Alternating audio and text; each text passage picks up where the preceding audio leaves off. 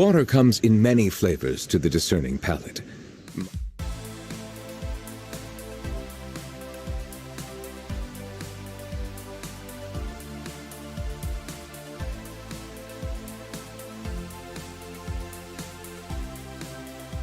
Rich and complex flavor profile, but it must be savored patiently to fully appreciate it.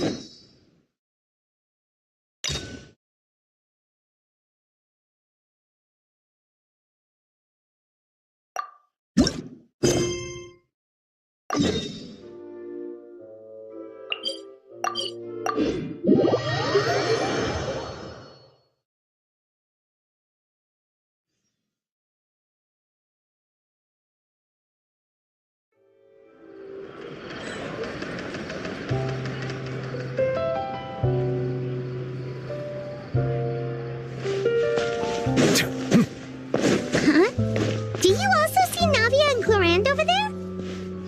They look like they might have run into some kind of trouble. Let's go check out what's going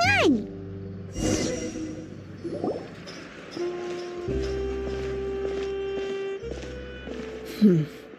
Still no dice? Not at all. And I've asked pretty much everyone in the court of Fontaine already. Lynette's ears drooped as soon as she heard that we'd have to be out and about for days on end.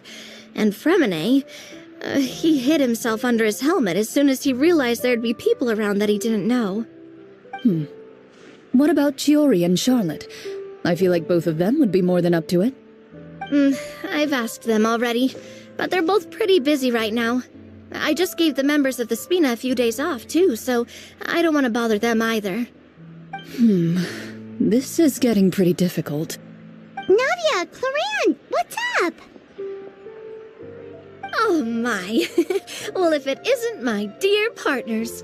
How are you all doing? Navia? Huh? Oh, you mean... Yep, this is our chance.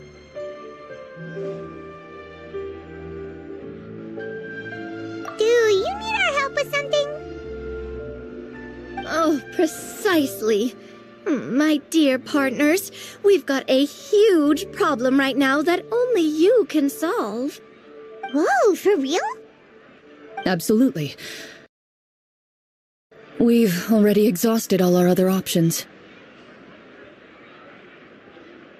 Traveler, Paimon, would you join us and play Marechaussee Hunter Judgment Day? Marechaussee what now? It's a new game script by the Tabletop Troupe, a local roleplay adventure club. Ever heard of the Tabletop Troupe? They put out games that allow you to participate in a story and roleplay characters. That sounds super interesting. Clorinde and I are both veteran members of the club. Recently, someone came up with a new script and was looking for people to help playtest it for them.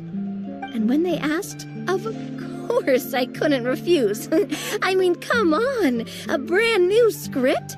Nobody has ever played it before.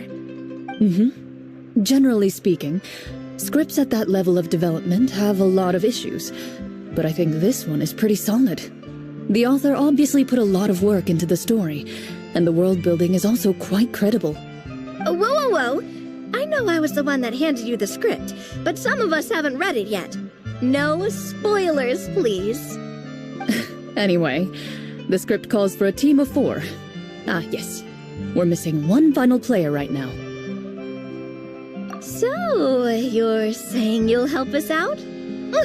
I knew I could count on you, partner. Paimon and the Traveler are kind of a package deal. Is that okay? That's not a problem.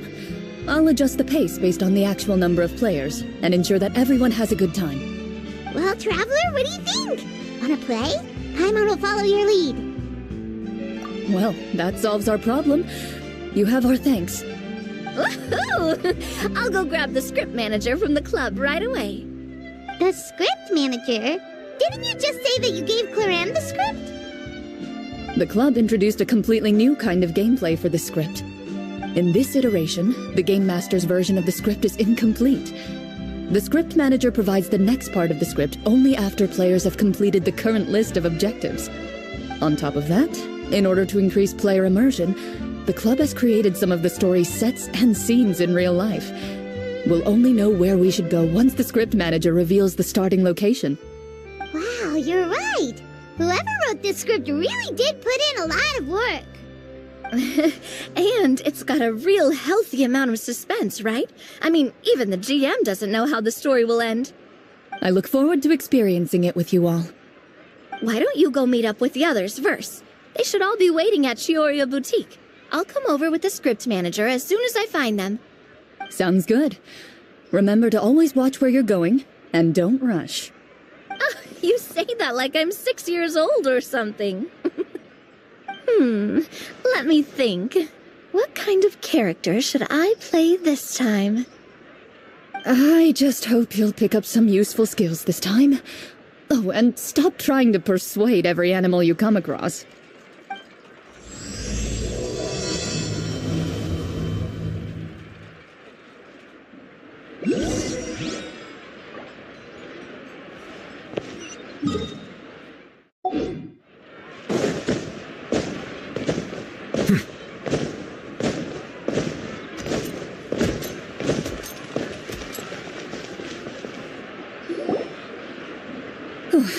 Sorry to keep you waiting. You're back! Huh? And you've got the Traveler and Paimon with you, too! What a pleasant surprise. I assume you'll be joining us for the game, then? Linny, Farina! Paimon didn't know you were playing too! Are you also members of the tabletop troupe?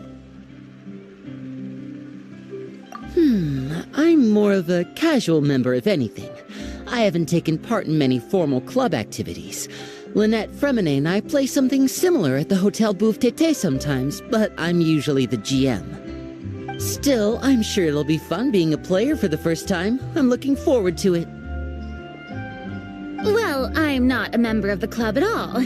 Clorinde simply woke me up first thing this morning, said there was a good script worth experiencing, and asked if I wanted in. If you're interested, I can give you a referral. That should give you a 40% discount on membership fees. I think I'll wait to see how this experience plays out first, especially when it comes to the quality of the script. If it's sufficiently fun, then I'll join. Do you participate in a lot of tabletop troupe activities, Clorinde? You could say that. She's actually one of the few senior game masters of the troupe. Right. I knew about that even when she was still my subordinate. It's nothing. Really, just a small hobby of mine. Wow. Paimon's so used to seeing you be all upstanding and intimidating as the champion duelist. It's kind of hard to imagine you role-playing with a bunch of friends. Surely you jest. I would never intentionally make things difficult for my players. I maintain a clear boundary between my professional and personal lives. The me you see at court represents the law and order of Fontaine. I put all personal feelings to the side and grant a fair duel to all who seek to defend their honor. But in my personal life, I'm just an ordinary person. Someone who feels anger and sadness, just like everyone else. Well, you say that, but for all the time I've known you, I don't think I've ever seen you cry. I've seen you get angry, sure, but now I'm wondering whether you were actually mad or if it just looked that way from the outside. I was probably in work mode during those times. Is that so? Well, in any case, I just feel like even in your personal life, you don't get emotional very often. So you want to see me cry? That might be a little difficult. A show of anger, though, that might be something I could accomplish. No, that's not what I meant.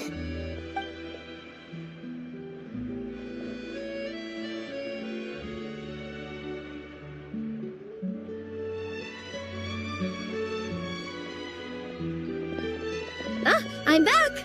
Here, allow me to introduce you to the script manager, Mr. Florian. Pleasure to meet you all.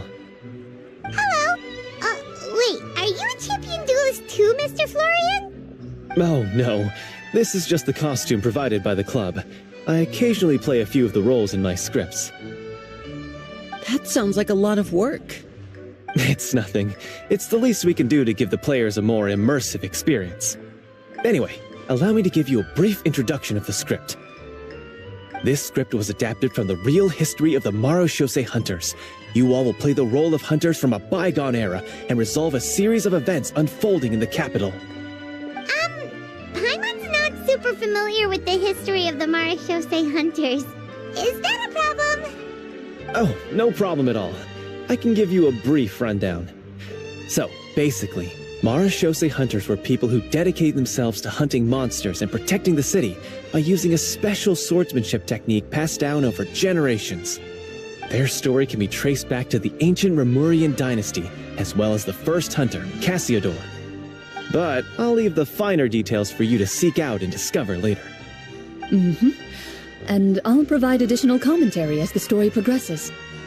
In that case, brave hunters, are you ready to set out on an unknown adventure? Whoa, just one sentence and it's like we're in the story already. I see many a determined gaze before me. Very well, head over to this location and begin your heroic journey. So, as we follow the story, it leads us to specific scenes? Ooh, sounds pretty innovative. What does the message in the envelope say? It's the exact location of the scene, as well as the formal permission to use the venue. Seems like they have everything prepared. Please check all your belongings, everyone, and make sure you haven't forgotten anything. Once you're ready, please follow me to the designated location. Sounds good. Hunter Squad, move out!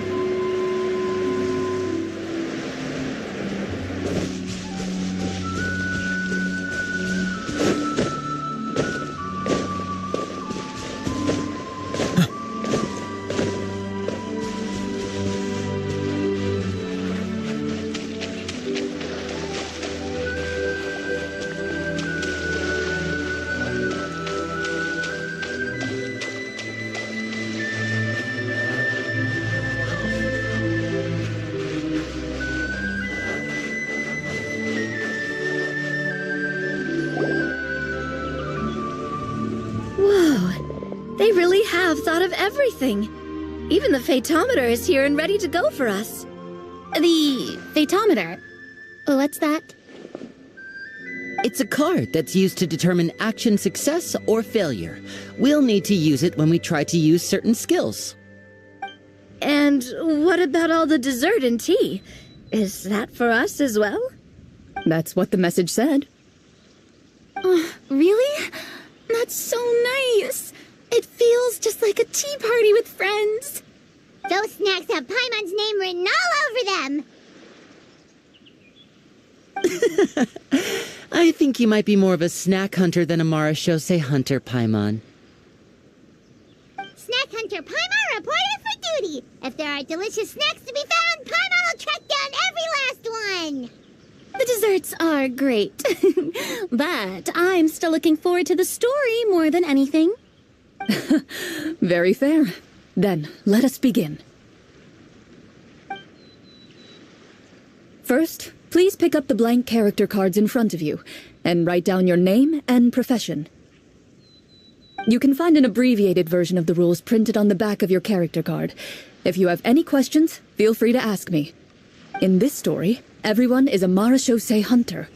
To reflect this, the club has prepared a small badge for everyone. Ooh, nice! As hunters, you have proficiency in swordsmanship and fighting by default, so there's no need to allocate any additional skill points to those areas. Swordsmanship? So there's a fighting part to all of this? Paimon's not sure she can do all that on her own. Maybe Paimon can just stick with you? Why don't you share a character card then? The Traveler will be the Marechaussee Hunter, and you can be his little floating assistant. Kinda like in real life. So, for the name, do I fill it out with the name of my character? Yep, it can be any name you like. You can use your real name too if you want. I do that whenever I get too lazy to think of a new name. Oh, so it would be like experiencing a different life, but still as yourself. That's not a bad idea. In that case, I think I'll continue to use the name Linny then. Next up is the skill sheet. You have a limited amount of skill points that you can use to learn a number of skills. The more points you invest in a particular skill, the easier it will be to pass associated checks. I'll take persuasion and investigation. Those are must-haves when it comes to missions like these. Oh, those skills sound like they'd be useful for gathering intelligence. Good idea, Navia. Just as expected of a veteran player. So should we also take those skills then? Not necessarily. Since we're working together as a team, we could leave the negotiations to Navia and use our skill points to pick up other useful skills. For example, I think I'll take stealth and sleight of hand. That will give us more options if we run into any situations we can't negotiate our way out of.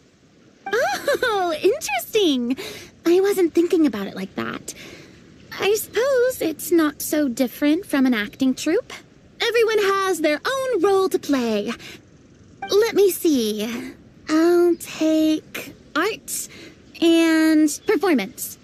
I'm not quite sure what use they'll be, but I'm not as knowledgeable about the other skills, and I'm not too confident I'd be able to roleplay them well. Well, that leaves us. What do you want to learn, Traveler?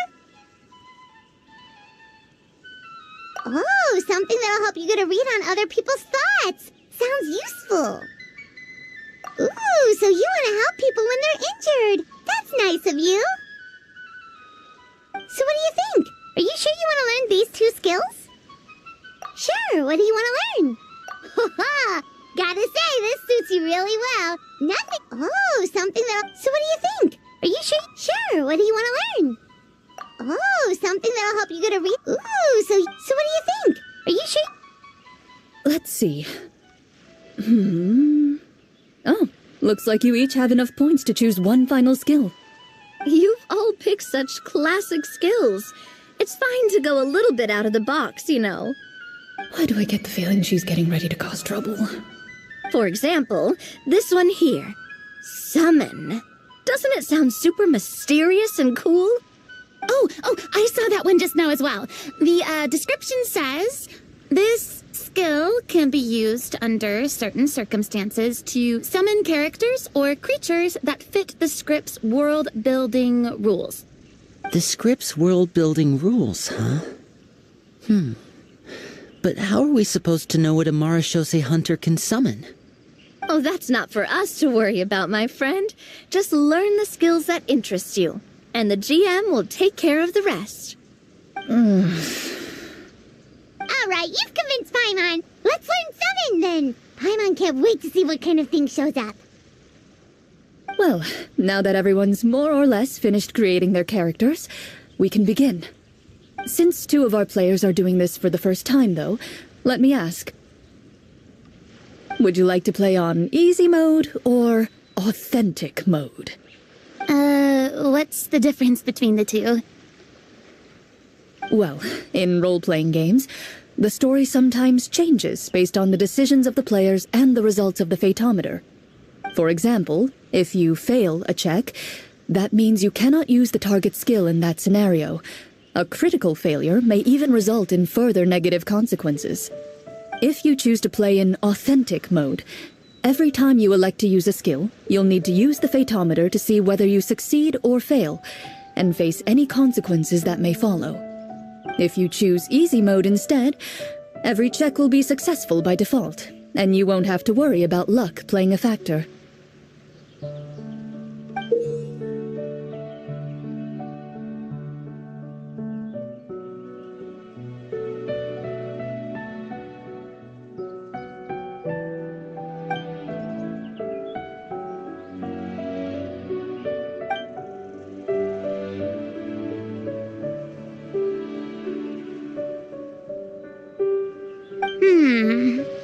Given that I'd like to focus on the story, I suppose I should pick easy mode.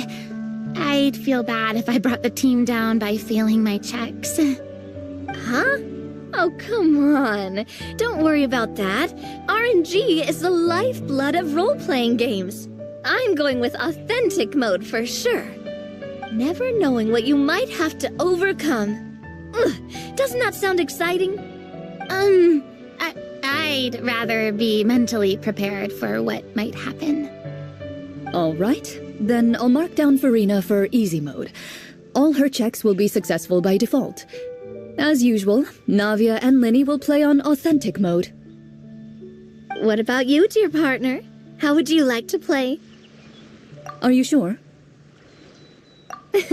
Trust me, you'll see the beauty of RNG. Honestly, I don't think clorinde would make things too difficult for us no matter what the Fatometer says. Isn't that right, clorinde? No promises. That wasn't super reassuring. Well, anyway, enough talk. Let's get started. I want to experience at least a good chunk of the story today. Speaking of the story, why is the beginning scene on a beach? Well, that's because... A long time ago, back when human civilization was still in its infancy, powerful demons and evil sorcerers ruled over the land.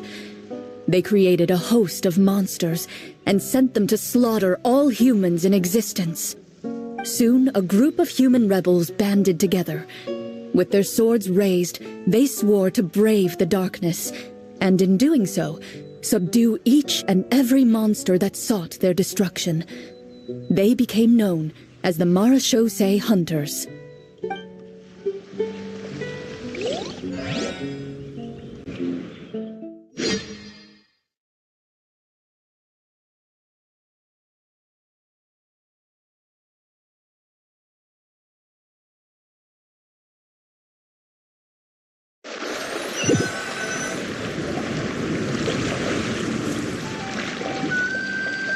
Sometime later, as a member of the Marachose Hunters, you receive a commission. Following the address provided on the message, you take a boat and arrive at this strange city. As you inhale, you can taste the slightly salty air of the docks as you begin to survey your surroundings. There aren't many people in the vicinity, but you do take note of a few others who, like you, seem to be sizing up this place. Your eyes meet, and you realize these people are fellow Marachose Hunters, likely led to this location after receiving the same commission as you. You're all Marachose Hunters too, right? Allow me to introduce myself. The name's Navia, monster hunter by trade and helpful neighborhood businesswoman on the side. What say you to traveling together? We can help each other out on the road. Okay, count me in. My name is Linny. I've been wandering since I was little and picked up a few less than legal tricks along the way. I was adopted by a Marachose hunter and later chose to follow in his footsteps. Is this where you introduce your character to everyone? It sounds like they've done this dozens of times. My name is Farina, and, I grew up in a noble family. I always had a strong interest in performance and the arts. Even though I'm a Marachose hunter, what I really want is to be a performing artiste. Hey, that's really cool. You can do it, Farina. That's exactly how it's done. Paimon is Paimon, a good friend and companion to this Marachose hunter right here. I've been studying medicine ever since I was a child. I want to do my part to eradicate these monsters and use what I've learned to heal others. Oh, welcome. When we face the monsters, I'll make sure to charge in front to give everyone some cover. You can take care of the healing at the back. You open your envelopes at the same time. The message reads, "To the honorable and trustworthy Marachose hunters, our kingdom is currently facing a grave crisis. The lands outside the capital have been overtaken by monsters, and our people are being led astray by forces of wickedness. We beseech you, please help us resolve this crisis and return peace and stability to our home." Huh. The layout of this city looks super familiar. It kinda reminds Paimon of Mondstadt! The scriptwriter must have used a real-world city as a reference when coming up with the map. As experienced hunters, the layout of the city reminds you of places once traveled. You recall the sight of tree-lined streets and the gentle tranquility of days gone by. Yet, as you regard the city in front of you, it appears to be little more than an empty shell. Its hollow gates are open to you, beckoning you to come forth and bring salvation back to the town. I carefully read every line of the letter and turn my attention to the signatures at the bottom. Who issued this commission to us? You see a long string of unfamiliar names. It would seem that many of the residents of the city issued this commission together. They sensed that things were not right within the kingdom and sent a distress signal to the outside world. In that case, why don't we take a walk around the city and see if we can learn anything from the local residents? Oh, good idea. We might be able to get some leads on the monsters and bad guys we're after. You look up and see a tavern nearby. It appears to be open for the day. Why don't we go check out that tavern? If the novels I've read are anything to go by, taverns are usually full of information.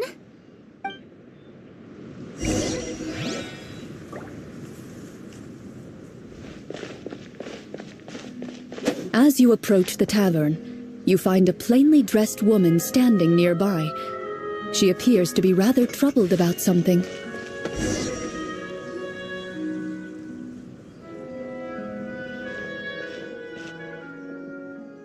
Greetings, friend. Lovely weather we're having today, don't you think? Oh, hello. I suppose you're right. The weather today is quite lovely. If only those monsters out there would stop causing trouble.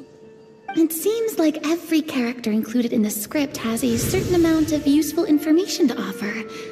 If we keep asking questions, we might be able to get some good leads. Oh, come now, don't be sad. Life is all about optimism. Oh, that reminds me. What did you have for breakfast this morning? Huh? I don't think that's the kind of question we're supposed to ask. Nothing turns a frown upside down like good food. How about some macarons? I could make you some. You didn't even take cooking as one of your skill proficiencies. That's not necessary, miss. Excuse me for saying this, but you don't really look like a chef. Besides, I'm not really a fan of sweets. So you're someone who barely smiles and doesn't like sweets. You're really starting to remind me of this one friend of mine. Hey, did she just... me? Clorinde must have broke character for a second. This isn't getting us anywhere. Traveler, maybe you can think of something.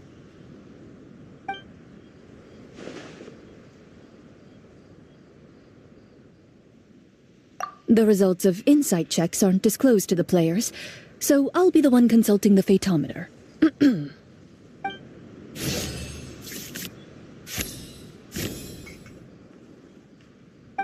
You recall all the lessons you've learned in your time and begin to carefully observe the woman's mannerisms. You notice that when she's quiet, she has an empty look in her eyes, as if her thoughts have drifted to a place far, far away. And when she speaks, she often subconsciously reaches out to touch the ring on her left hand. So you noticed. That's a little embarrassing. A horde of monsters suddenly appeared near the capital recently, so all the guards were dispatched to fight them.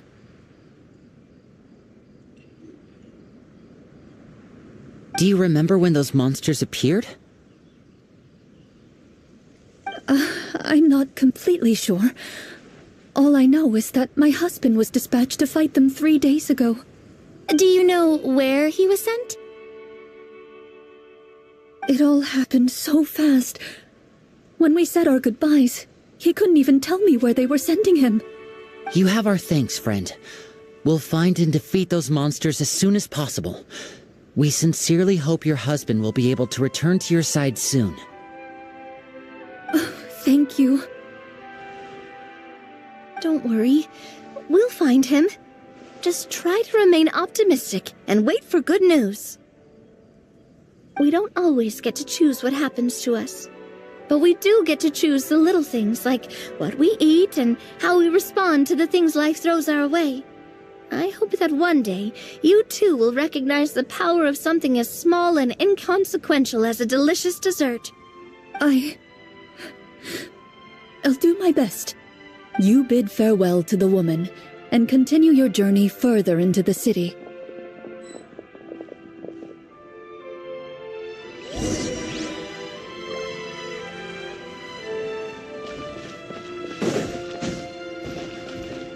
As you venture further into the city, the streets appear largely empty.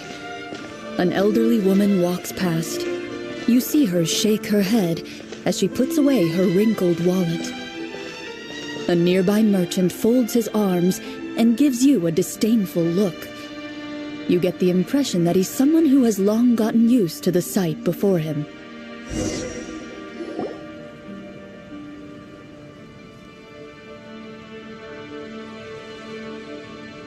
Although he doesn't seem very friendly, merchants are usually a good source of information, right?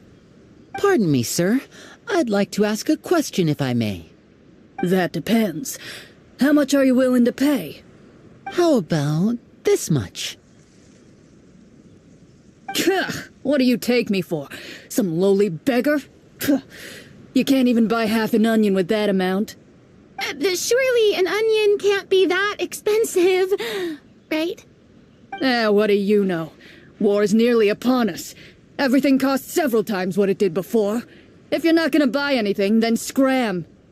Whoa, what a nasty guy. Maybe we shouldn't even bother talking to him. But he still might have information we need.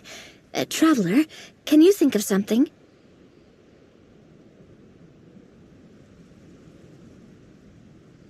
Sir, we came to this city to solve the very problem you seem to be referring to. The war you mentioned, would it happen to be against the monsters outside the city? If you happen to be well informed and know a thing or two about what's going on, we'd appreciate it if you could share that information with us. After all, the sooner this problem gets resolved, the easier it will be for you to do your business.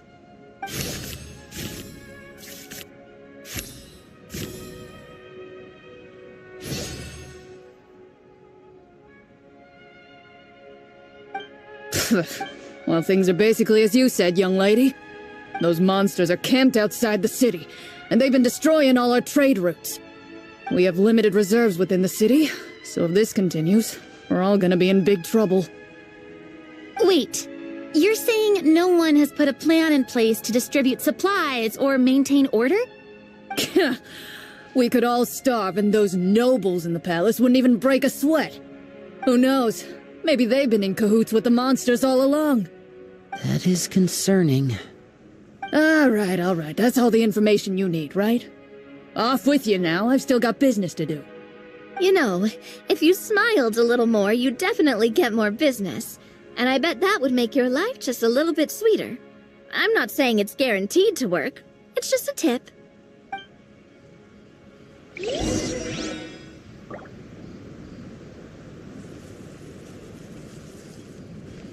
Should we try to go somewhere with more people? Oh, how about the city square? Follow me.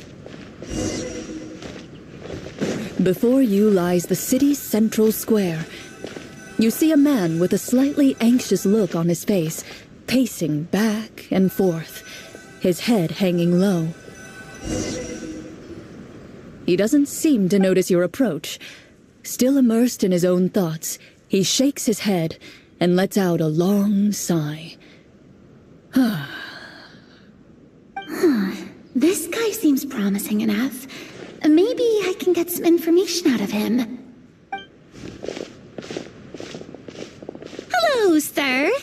Is there anything I can do to help you? Wait, you're... I'm... Oh, dear goodness! You're a Marechaussee hunter! You recognize us? Ah, are you one of the people who wrote the commission letter? Yes! Oh, I didn't expect you to actually come. Oh, what great news! The city is saved! What happened here? Alas, we once lived comfortable, carefree lives. This city used to be free of monsters. The first Marechaussee hunter, Casiodor, the Golden Hunter, he was the one who drove them back. However, monsters have once again surrounded the city. Perhaps the seal that kept them at bay has lost its power. Or perhaps an evil sorcerer has been meddling in our affairs. All I know for sure is that their return has stripped the city of any chance at peace. Are there not enough soldiers to drive them out? It's not a question of numbers. The guards simply have no idea how to deal with them. Most people my age have never even seen one of the monsters, much less been trained to fight against them. What's worse, many of us don't even know the history of the Marechaussee hunters anymore. When I was a child, though, my grandfather would tell me stories about how the Marechaussee hunters drove back the monsters. So, on the off chance that something might come of it, I decided to reach out to you. To be perfectly honest, I was starting to think all those stories were just tall tales. But now that I've seen you in person, I finally know that it was true. Well, you can rest easy, friend. The righteous and formidable Marechaussee hunters are on the case. The man is touched by your determination and resolve. His eyes begin to well with tears of relief. Still, if we are going to hunt the monsters, we need to know where to find them. Can you give us any leads? All I know is that the area outside the city is dangerous. I'm afraid I can't point you toward a specific location. Oh, although, if you leave the capital through the main gate and follow the road, you should run into a group of guards. They might know more about where to find the monsters. I see. We'll go look for them then. All right, be careful. Oh, and one last thing. The monsters outside the city are just part of the problem. There are evil sorcerers inside the city as well, so be on your guard. They're actively working with the monsters, and have corrupted the court ministers with malicious magic. They're the reason why, even inside the city, everything has been a giant mess. Even one of our kindest ministers has turned into a boorish and unreasonable figure, interested in nothing but enacting laws that exploit the people. Who knows how much longer we'll be able to go on like this. Talk about being stuck between a rock and a hard place. I feel bad for him. Maybe we should try to cheer him up?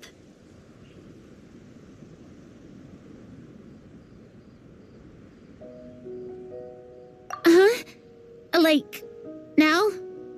Is this really the right time? I appreciate your kindness, but for now, it's more important to focus on the crisis at hand. Brave hunters, I leave the future of this kingdom to you.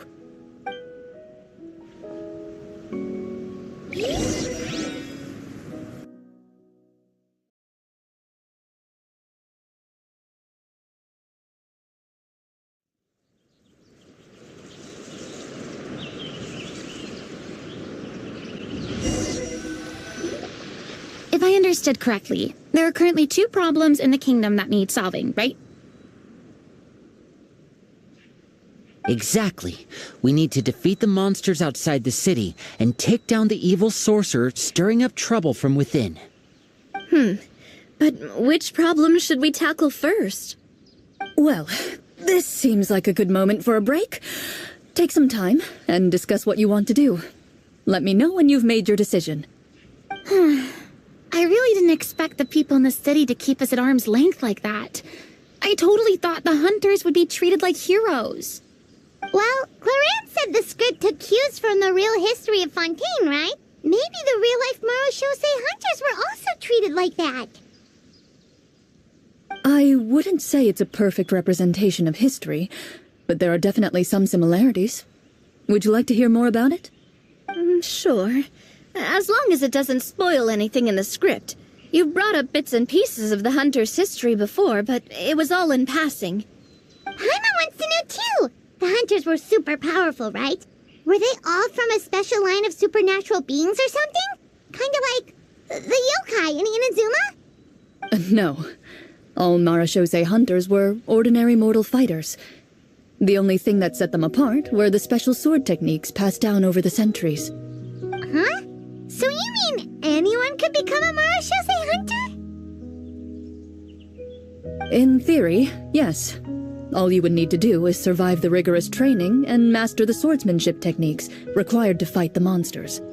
Still, most people dropped out at the early stages, and others called it quits the minute they saw a monster in person. To become a hunter, you must be strong in both body and mind.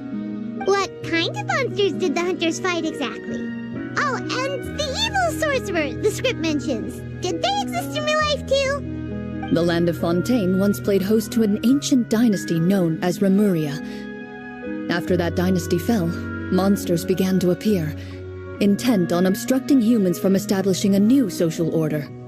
One of the ancient sorcerers of Remuria used his power to assemble a formidable army of golems. He sought to use that force to establish himself as king. Now wait a second. Don't tell me that guy was the inspiration for the evil sorcerer in the script. We still haven't found any in-game information on him yet. So, why don't you talk about someone else for now? Well, I wasn't planning on going into anything you might be able to find out in the game. But if you want me to talk about something else, then... how about Casiodor, the Golden Hunter? Or Egeria, the ex-Hydro Archon? Wait, but those people are all from a super long time ago. Where did you learn all this, Clorinde? From my master. Huh. By master, you mean Miss Petronia? Is someone you know? Absolutely. Miss Petronia and my father were good friends. Back in the day, she would often bring Clorinde over to play, but then... Let's not get off topic. Anyway, back to what I was saying. Responding to Egeria's call, a number of warriors followed Casiodor into battle against the monsters. This group of warriors, under Casiodor's leadership, became known as the Marachose Hunters. Yet, as Fontaine entered an era of peace, their work gradually became obsolete. The Marachose Phantom, originally an association made up of hunters, eventually came to be predominantly comprised of Melusines. Ah, I see. That explains why most of the people in the script have forgotten the hunters or think of them as nothing more than a legend. Is that really a bad thing, though? It can get tough always being the one shouldering everyone's expectations. Depends on who you ask, I suppose. If the name of the organization no longer commands respect, investigative work is bound to suffer. Speaking of investigations, which problem should we tackle first? Monsters or evil sorcerer? I vote monsters. That's the main duty of the hunters, right? We can come back to the sorcerer later. Well said, Miss Farina. Plus, if the sorcerers really are the masterminds behind this whole thing, defeating the monsters could give us some clues on their intentions as well. What about you, partner? What do you think? I mean, you're not wrong. But Those characters are usually the ones pulling the strings behind the scenes. More often than not, they're very formidable opponents. Going after them now might be jumping the gun a little bit. We don't want a total party kill on the first day, right? With clorinde as the GM, I wouldn't rule out the possibility. Then it's settled. Let's go hunt some monsters. All right. After some discussion, you decide to turn around and head out of the city.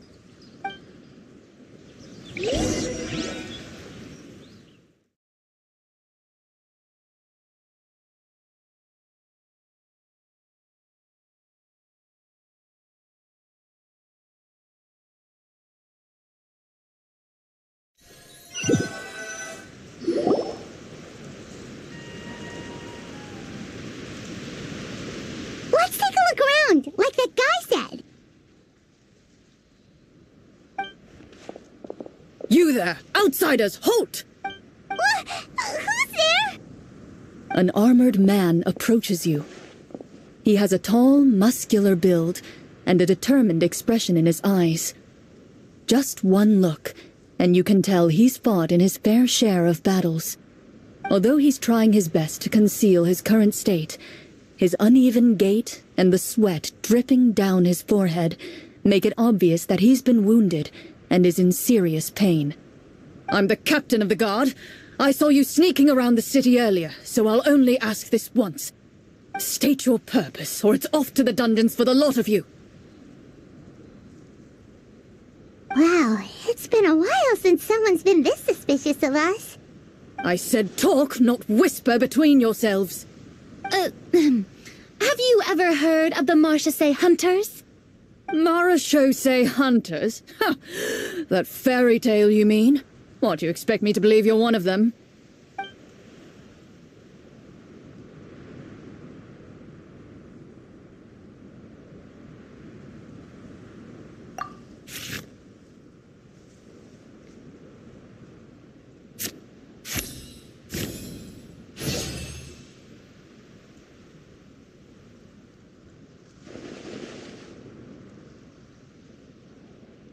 Using your knowledge of medicine, you're able to deduce that the injury on his calf was a monster's doing, and the wound has already begun to fester.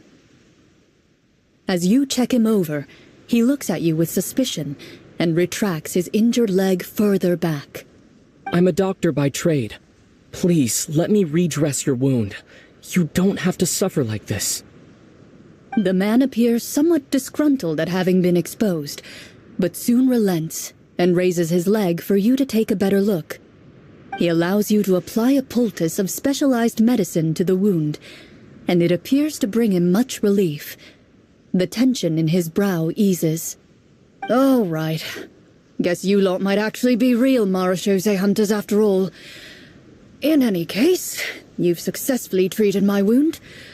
So, what do you want to know? Do you know where we can find the monsters, or the other guards who are fighting them? He informs you of the various locations where monsters have appeared. He looks in that general direction with a pained gaze, as if a thin, invisible thread is pulling on his wound. Some of our new recruits have never even dealt with a petty thief, and now they're out there fighting monsters. If it weren't for this cursed leg. Oh, please, sir. Don't get too worked up. You need to focus on your recovery. Just leave the monsters to us. We're Marachose hunters, after all. Hearing you say that, a glimmer of hope flashes in his eyes. But it disappears almost as quickly as it came. Those monsters aren't easy to deal with. But if you insist on going, I won't stop you either. I just hope all the guards will be able to come back to their families alive. I wish you the best of luck.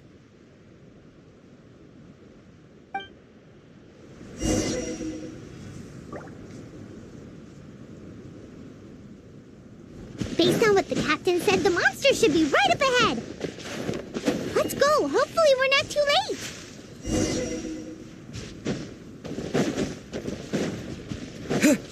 As you approach the battlefield, you see numerous people lying by the side of the road. They appear to be dressed like guards. Their faces are filled with desperation and terror. Some are screaming and cursing in vain, as if still trying to banish the monstrosities they saw from their minds.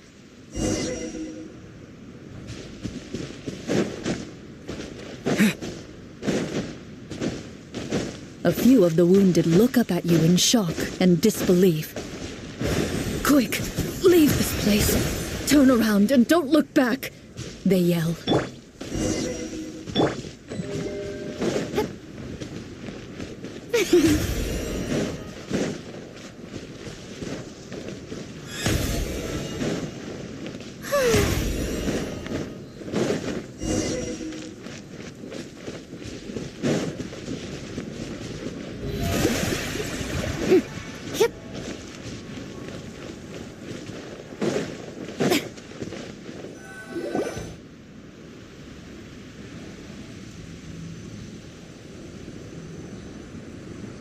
This is the place he mentioned, right?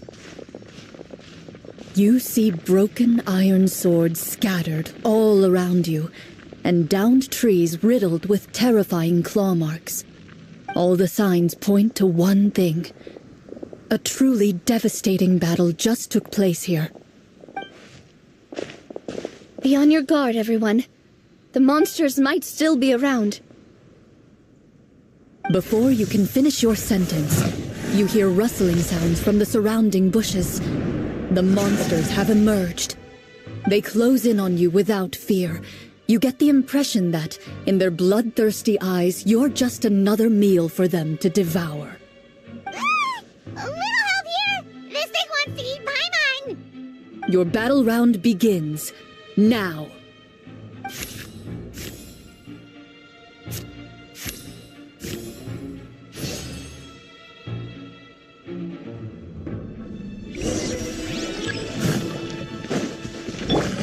Watch out!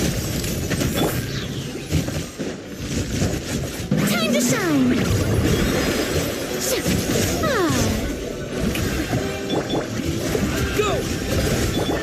And voila! The next battle round begins now. With rocks.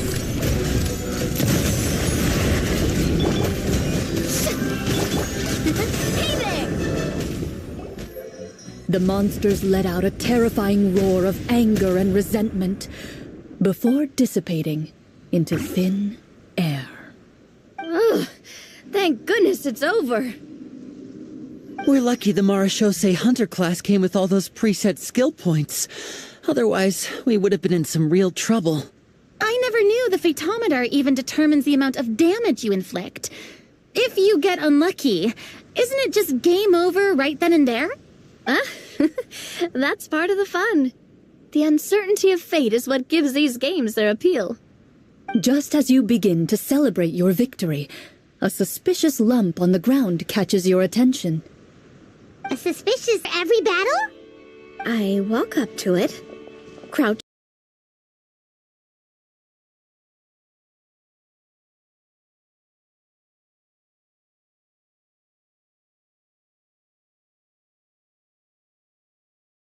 down, and begin to carefully examine it. I've still got my right glove on, so it should be fine for me to touch it, right? As you investigate the mound, you discover that the exposed portion appears to be made of wood. It was previously obscured by the large form of the monsters. With the monsters gone, the small protrusion now awaits your discovery, poking out of the ground like a shy flower bud. Whoa, it's a treasure chest!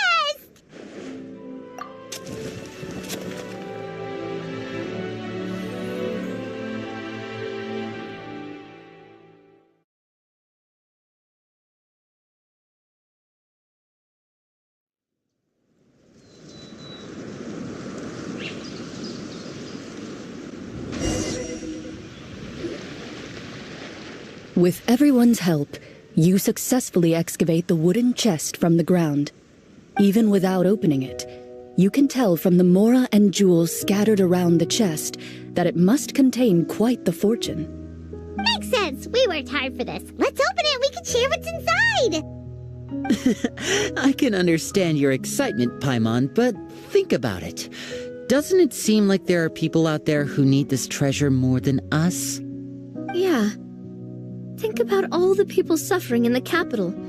Or all those guards who got hurt fighting the monsters. Wouldn't it be better if we gave the treasure to them? Wait, is that how it works?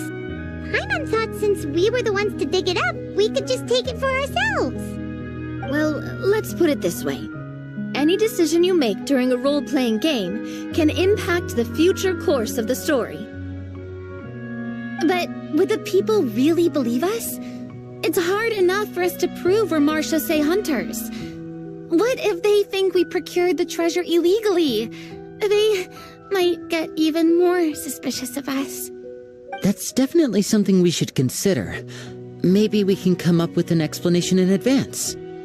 Well, if donating it could cause that much trouble, why don't we use it to buy some gear and fill up on good food? Then we'll be ready to fight even more bad guys. Looks like you're facing a difficult choice once again. Well, it's getting late. Why don't we call it a day for now? Wow, where did the time go? I'm not sure if it's because I'm having so much fun with you all or because the story is particularly enticing, but I feel like I could almost keep going. Hear, hear. Ooh, how about we play through the night? I'm not sure I'll have enough energy for that. Yeah, that won't work for me either. Lynette will give me an earful if I get home too late. I understand how you feel, Navia, but we have to change venues for the next part of the story anyway. Huh? Another location? Mm-hmm. There's a special note for the GM at the end of this section that says to proceed to an indoor set for the next part of the script. Whoa! They really pulled out all the stops for this new script. Well, even if we end the game for the day, we can still stay a little longer and hear Clorinde finish her story, right? Paimon wants to hear more about the history of the hunters. Something tells me you just want to finish the free desserts before we break for the day. That's just a coincidence, okay? Besides, to Paimon, not finishing free food feels even worse than having to buy her own. And anyway, Paimon really does want to hear more about Clorinde's master. Well... It's nothing. I appreciate the concern, but it's all in the past. It won't do any harm to share these things now.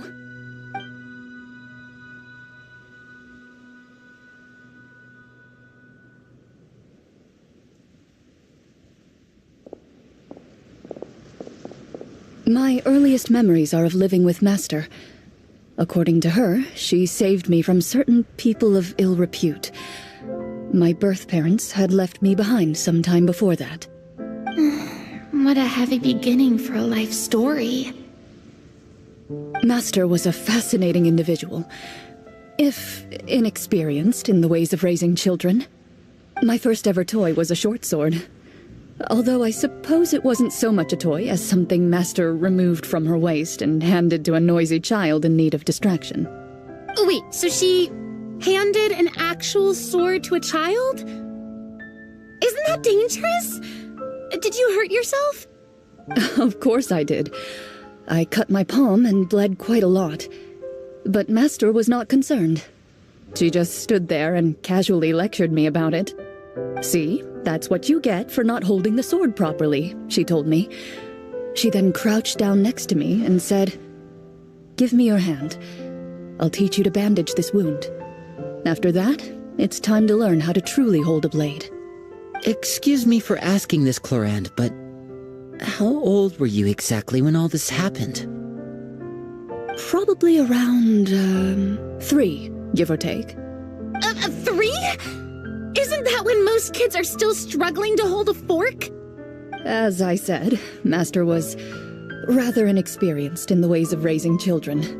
She believed trial and error was the best way to teach a child what they're capable of. I'm not so sure this is a question of experience. I didn't see anything wrong with her ways at the time. And anyway, children don't get to choose how they're raised. Oh, she did bring me back a pet from Liyue once. It was a Geovishap hatchling. A Geovishap hatchling? For a pet? That seems even more dangerous. What she said was this: make sure to get along, you two. If you really can't agree on something, just settle it with a fight. Whoever loses is the real pet. And how old were you when this happened? 5. Well, did you win? No, I lost. So you're saying you actually became the Geovishap's pet? Yes, but only for a week. By the end of that week, I defeated it in combat, and we've shared a cordial relationship ever since. That really doesn't sound like the kind of childhood someone should have.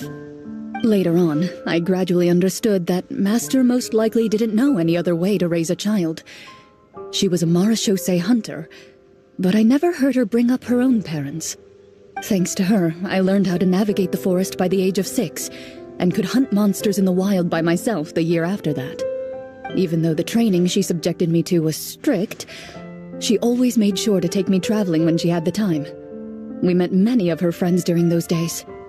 That was also how I met Mr. Callis and his family. I still remember the first time we met. You were too scared to join our picnic and hid behind Ms. Petronia the whole time. I still hadn't really met many children my age at that time, so I didn't know how to interact with others. After that, though, you started coming over a lot. You loved challenging people to shooting competitions, remember? I don't think many members of the Spina ever beat you in one of those. I had a lot of fun during those days. I enjoyed them too. Oh, do you remember that one time we went exploring around the Spina together? We overheard Papa call your master Fontaine's Protector of Justice. We tried to pretend like we never heard anything, but you nearly let it slip that one time. Protector of Justice? Oh, wait, you mean that vigilante hero from 20 years ago? The one who is always active at night? Yep, that would be her. She often would put on a black cloak and go out at night. I never knew where she went or what she was doing. Until, like Navia said, we overheard the truth from Mr. Callis that night. 20 years ago, huh?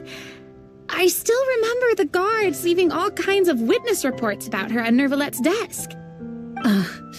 My apologies. Oh, there's no need to apologize. You had nothing to do with it. And anyway, everything she did was for a good cause. Although, calling herself the Protector of Order was a bit much. Especially when she deliberately operated outside the law. Huh? When did the Protector of Justice become the Protector of Order? Oh, she had a bunch of code names. I heard she would just come up with a name on the spot whenever she was asked. Later on, she probably got sick of answering those questions and decided to stick to just 2. The Protector of Justice and the Protector of Order. That sounds like her, all right.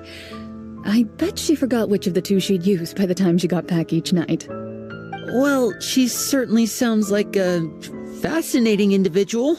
With her strong sense of justice, it's no surprise her student followed in her footsteps. It's true. I always wanted to become like her. Someone powerful, independent, and with a strong sense of conviction. But...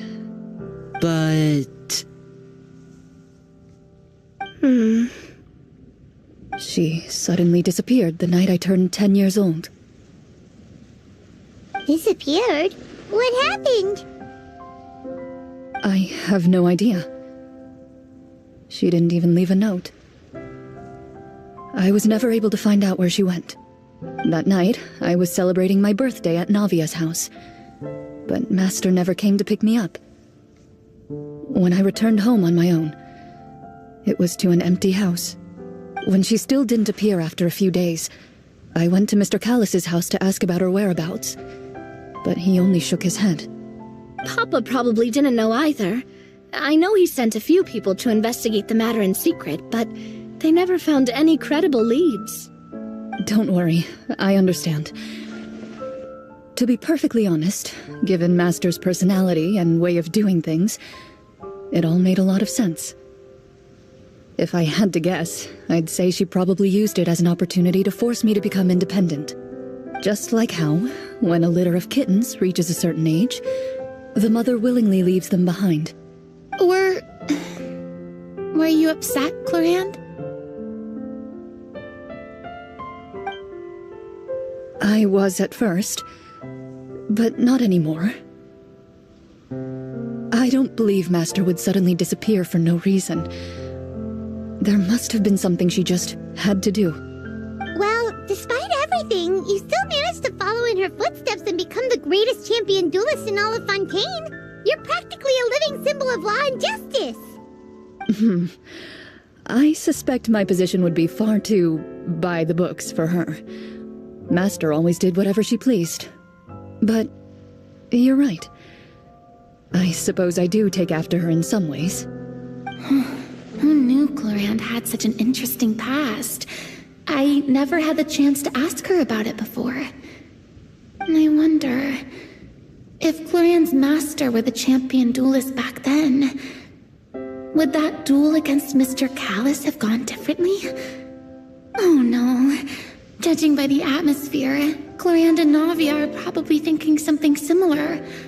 The mood just got super awkward all of a sudden. Well, anyway. Would you look at the time? It's getting dark, so we should probably call it a day for real this time. If we keep talking like this, we really will be here all night. I had a great time today, Miss Clorinde. Thank you for being our GM. Anytime. The script was good, but I've got to say, your childhood stories were even better. Hey, you should tell us more about that fight against the Geo-Bishop sometime. Maybe your master was onto something. You could be right. What does she mean, onto something?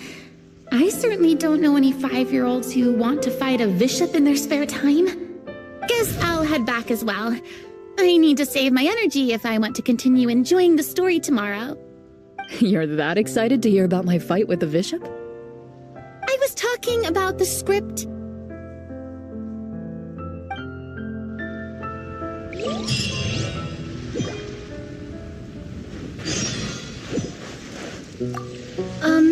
Just between the two of us, could you tell me what it was like to be the Geo-Bishop's pet? It was nothing special, really. Geo-Bishops don't understand the concept of a pet. So, basically, it just headbutted me whenever I entered its territory. And that hurt? Yeah, it hurt. What, something you want to experience for yourself? Oh, I'm good. Thanks.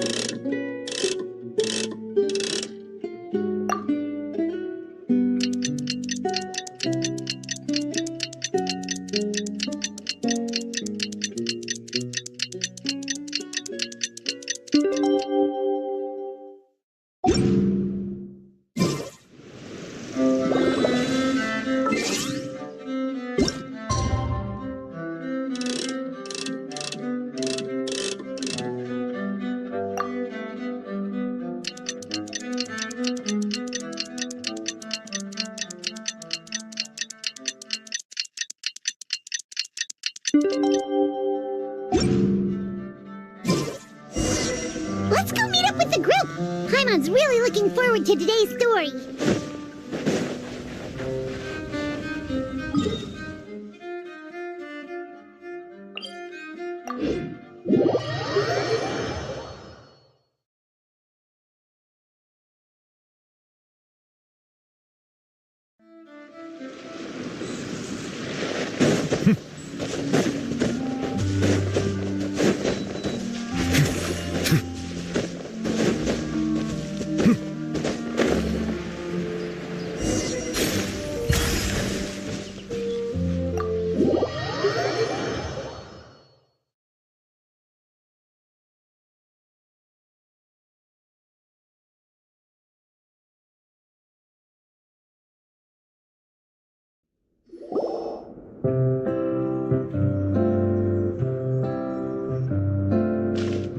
Looks like everyone's here.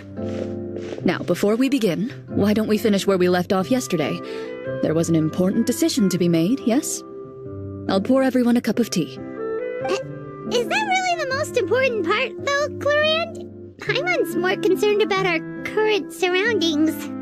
Heavy walls, cold railings, dim lights. This is obviously supposed to be a prison. I admire the work put into the set. Still, it's obvious the scriptwriter has never paid a visit to the fortress of Meripede. So the set is going to be a part of the script? Unfortunately, that is something I can neither confirm nor deny. Anyone think Clorinde's smile is starting to look kinda scary? Well, whatever happens, we'll just have to push on. But first, we should really figure out what to do with this treasure. If we're worried about arousing suspicion because of our identity, why don't we give ourselves a different name, just like Clorinde's master did? Yeah, it might be better to keep a low profile. As long as we're helping people, it doesn't matter who we are or what we're called. Staring at me won't get you anywhere. Or did you want some more tea? Oh, Paimon's good. Thanks. Why aren't you saying anything, Navia? Wait, what's that next to you? Oh, this is the short sword Clorinde mentioned last night. I found it. Huh. I'm surprised you managed to track it down after all this time. Well, I made sure to take good care of it, considering the circumstances in which you gave it to me. Of course I had to keep it safe. Anyway, where were we? Oh, right. I was just thinking about all the potential ways for us to break out of prison. We could dig a tunnel, or try to bribe the guards. Wait, we haven't been thrown into prison yet, have we? Well, it's only a matter of time. It pays to be prepared. Just like how you should always have an umbrella on hand, even when it's sunny. All right, Paimon's made up her mind. Let's just give the treasure away. Paimon may have wanted to keep it, but if it's going to land us in prison somehow, Paimon will be too upset to enjoy her snacks.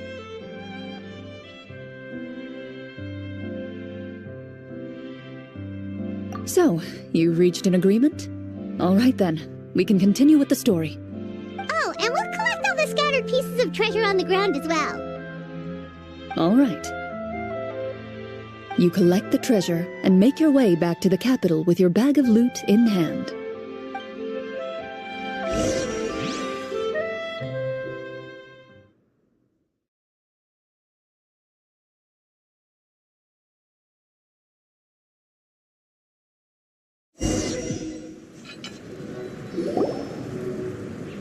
The city is still shrouded in a gloomy, oppressive atmosphere, but your spirits are surprisingly high.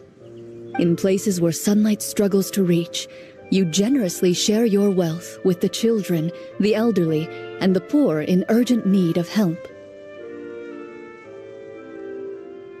Thank you, kind soul.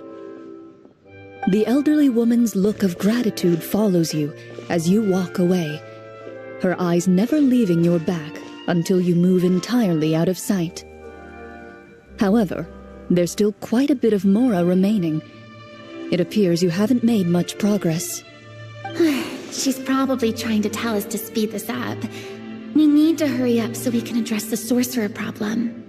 Should we go find that man again at the square? He seemed like a pretty responsible guy. I'm sure he knows the people here far better than us. Oh, good idea!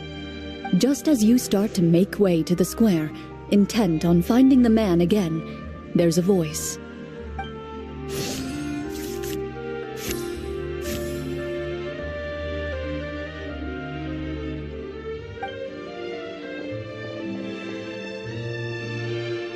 Please wait, distinguished guests. Several strange guards suddenly call out to you. They run forward to meet you and proceed to politely pay their respects. Greetings, gentlemen. Are we being invited for afternoon tea? Surely you jest, my lady. That would not be our place. It is His Excellency the King who requests to meet with you. Please come with us.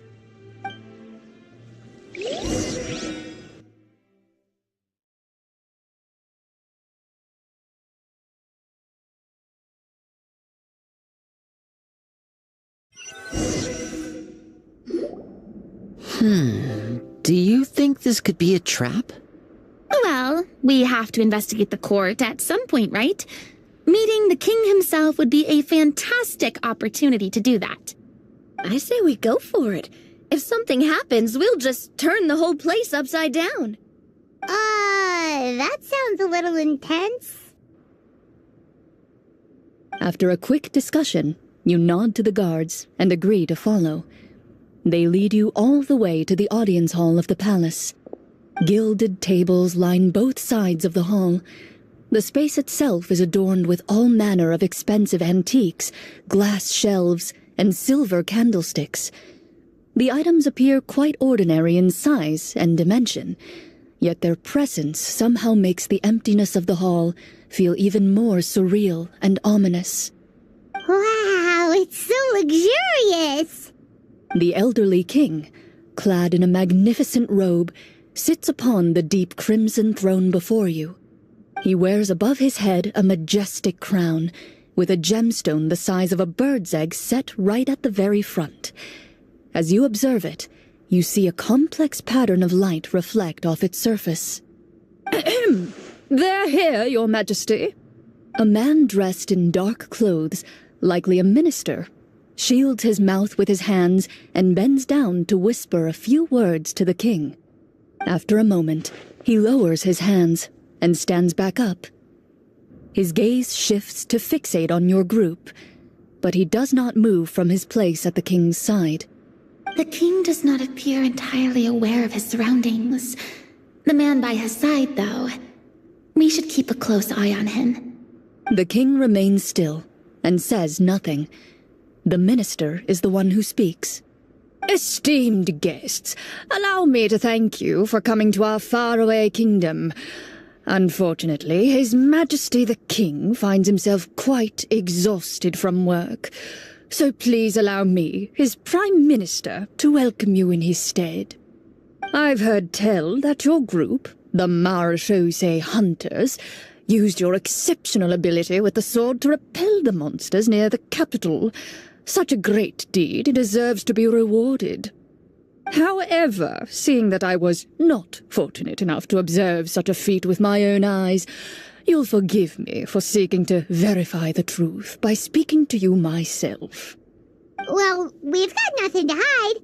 You brought us here to talk, right? So we'll just explain what happened.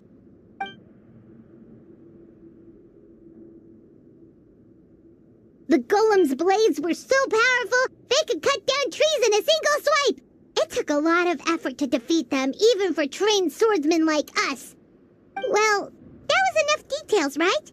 Believe us now? Your account does indeed match those of the survivors.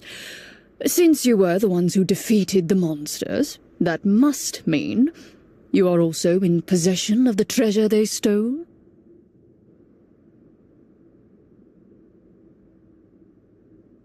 Well, we did take the treasure, but... How did he know about the treasure? Then I must ask that you return it at once. It belongs to the kingdom. Wait, but didn't you just say that our great deed deserved a reward? Shouldn't the treasure be considered a part of that? Yes, that was indeed what I said. But you seem to have forgotten a very important distinction. Only that which is freely given by the king can be considered a reward. Taking the rightful wealth of a kingdom without said permission, on the other hand, is a crime. But that's completely unreasonable. Yeah, that makes no sense! If it weren't for us, the treasure would still be buried underground somewhere! Maybe so, yet the fact remains. You tried to dispose of the treasure without reporting it to the court and without receiving permission, yes? What, no answer? Surely you're not insinuating that you, a group of legendary Marechaussee hunters, sought to take the treasure for yourselves?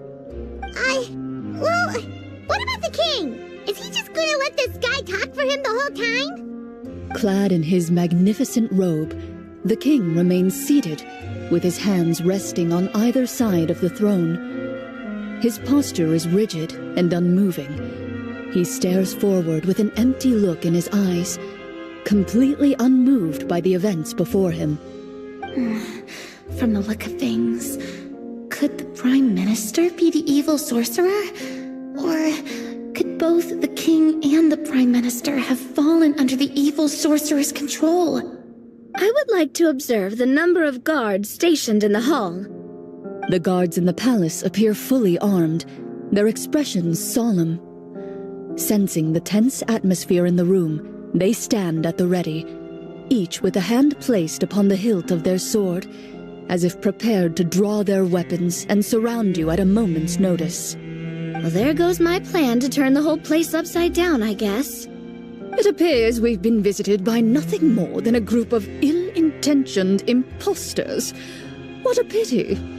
Guards, take them away and throw them in the dungeons. Before I decide your fate, however, I must first determine whether you have any accomplices outside the court. Can't we try to slip away? Or maybe start some kind of riot? But if we try to fight the guards right now... Don't worry. At least we figured out who's behind all this. Let's just play it by ear. If you're scared, Paimon, just hold my hand. Aw, thanks, you guys. You allow yourself to be led away by guards surrounding you on both sides.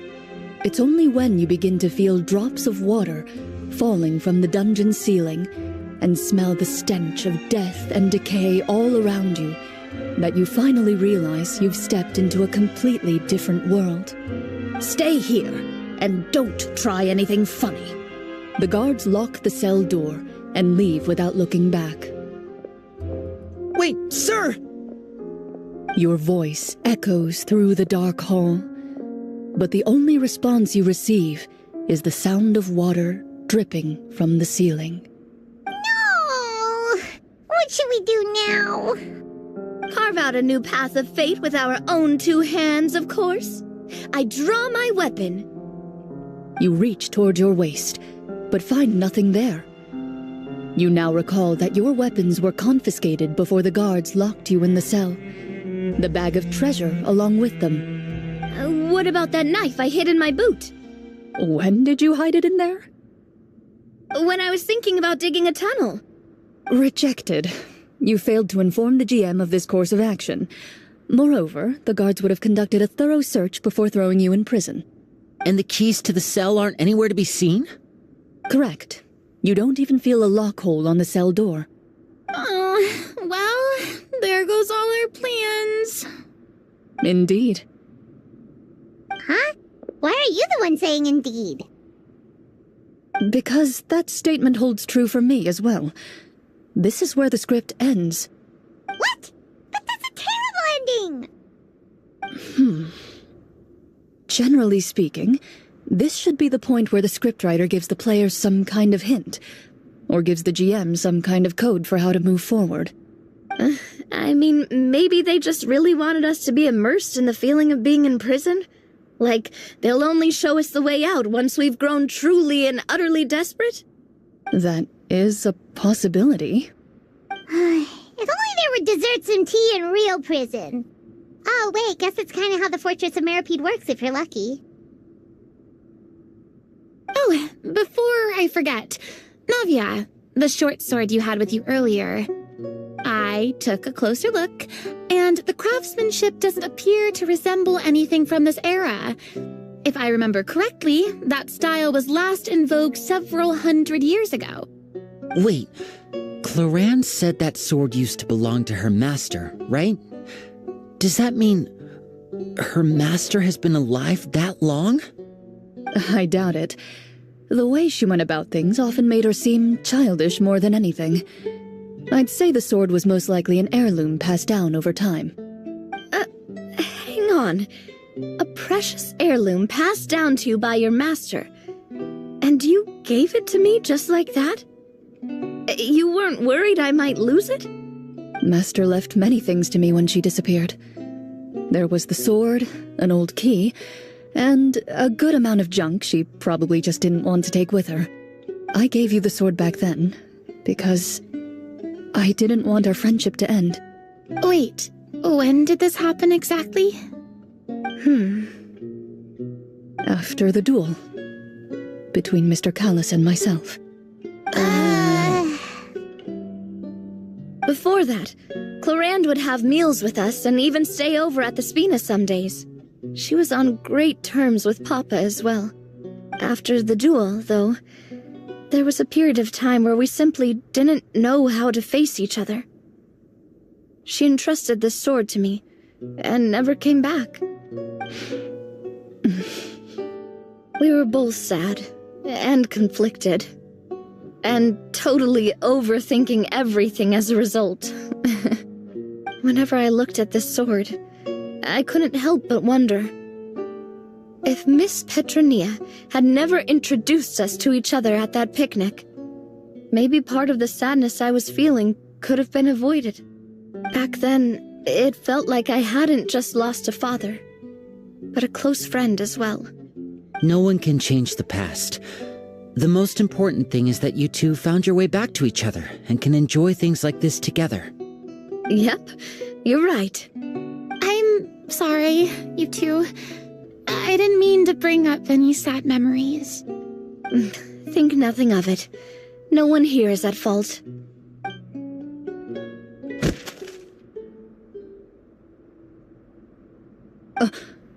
Huh?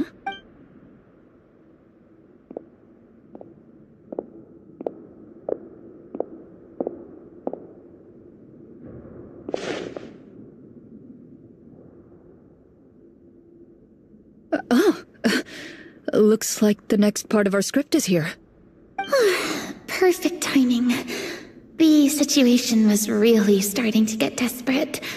And not just because of the prison thing.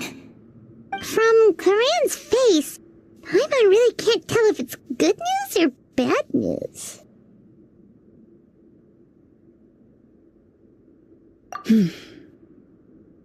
Water continues to drip from the ceiling. In this lightless dungeon, you lack a reliable way to tell how much time has passed. Eventually, you get used to the unpleasant odor of straw, mold, and rust, and find yourselves alternating between fits of drowsiness and despair. Suddenly, you hear footsteps outside the door. Heads up, everyone. Someone's coming. Gather close, everyone, and keep your voice down.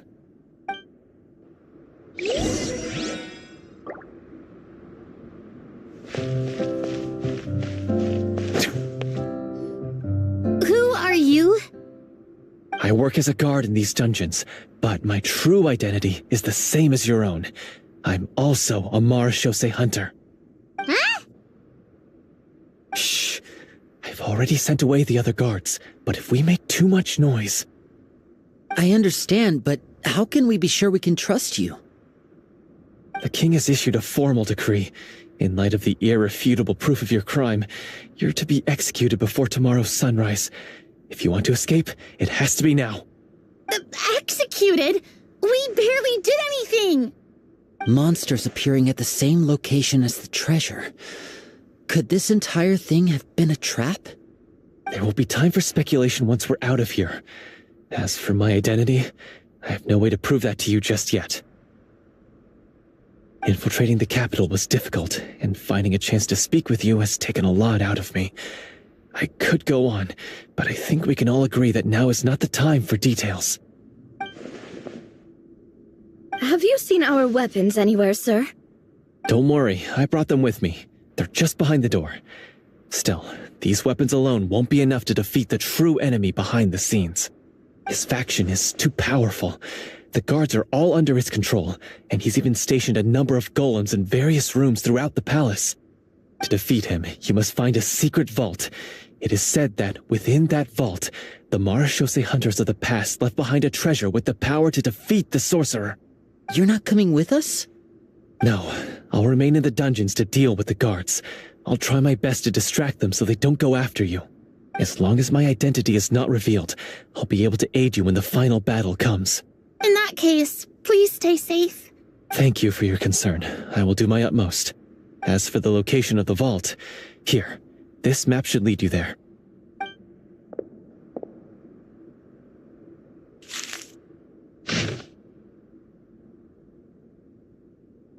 Got it. All right, once I open the door, remember to stick close and refrain from making any noise. I'll lead you out of here as quickly as possible. You now have the chance to restore the honor and legacy of the Mara Shosei hunters. So please, get out there and reclaim what's ours. And be sure to exercise caution. With the help of the guard, you successfully escape the dungeons. Your sense of despair and anxiety both seem to fade as you continue your quest.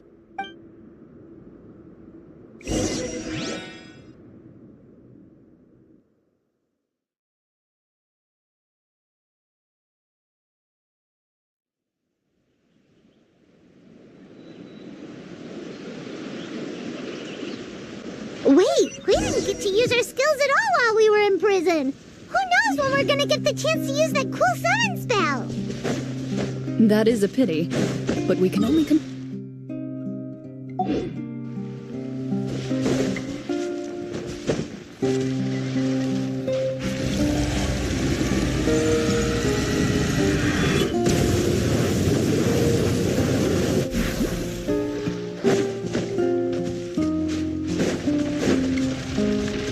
Bow your head. Gather! Drop your weapons!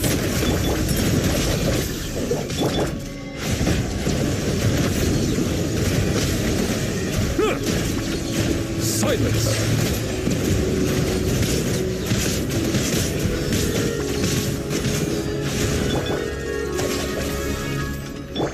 Stop right there!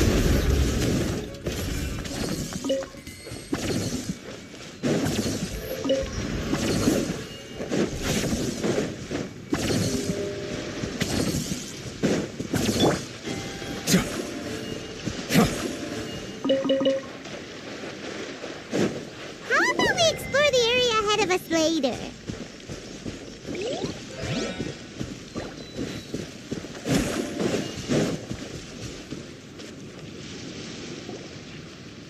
This should be the place marked on the map. This bit of rock certainly looks suspicious. Well, I'd say an investigation's in order then. Plus, if all else fails, we can just blow it up. Wow, you really meant that! Before you lies a serene stretch of open water, its surface shimmering a brilliant shade of sapphire blue. Well, guess this means it's time for a swim!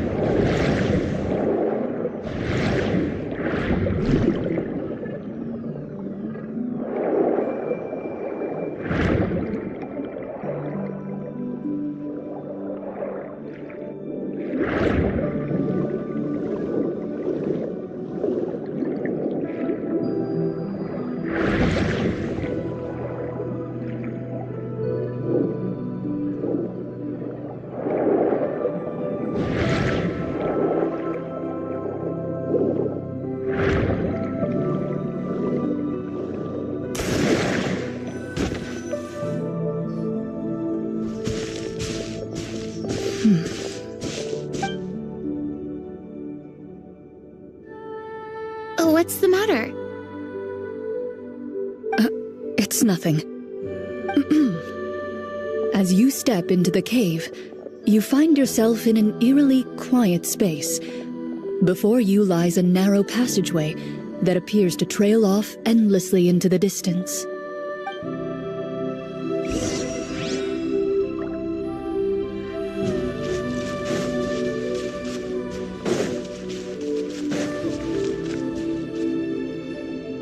Wow, this must be where the treasure is hidden! But this door is blocking our way in. It almost looks like it's been here for quite some time. I've got to hand it to the tabletop troupe. They really went all out with the props. Huh. What have we got down here? A kind of mechanism connected to the door? Ah, it looks like we might have to arrange it into a certain pattern. A pattern on a stone door. That's something Master mentioned before. Is something wrong, Clorinde? After a long, difficult journey, you finally arrive at the location indicated by your map. It appears to be an ancient site of some sort, where treasure likely awaits. Your surroundings are exceedingly quiet and serene, as if the secret that slumbers here has never once been disturbed. If you listen closely, you can almost convince yourself you can hear the sound of its calm, gentle breathing. That description makes Paimon feel kinda bad for disturbing this place. We're doing this for the sake of the people, to free them from the evil sorcerer. I say it's time for this treasure to once again see the light of day. Linny's right. We need to keep going. The future of the kingdom depends on it. The next part of the story requires us to solve the puzzle, right? Let's start exploring the area. Yes, that should be fine. Something feels off about all this. Guess I'll just have to improvise.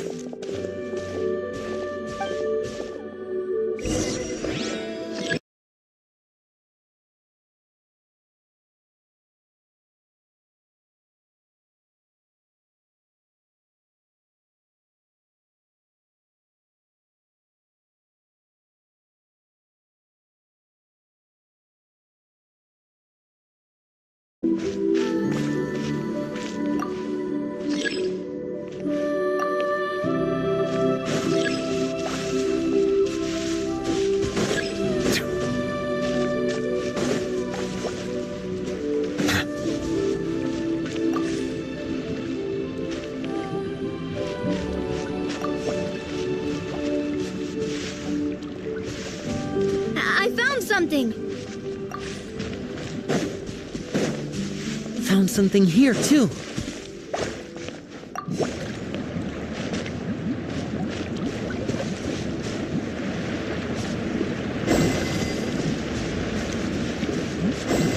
Same here!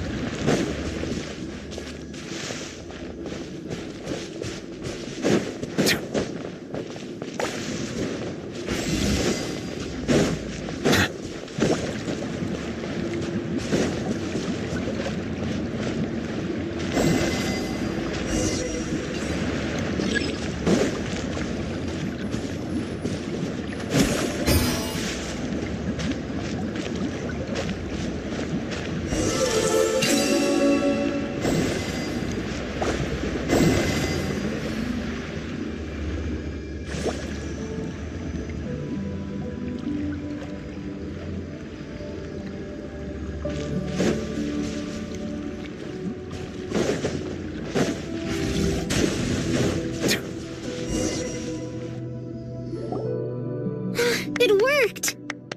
Something just appeared. Some kind of new mechanism, maybe?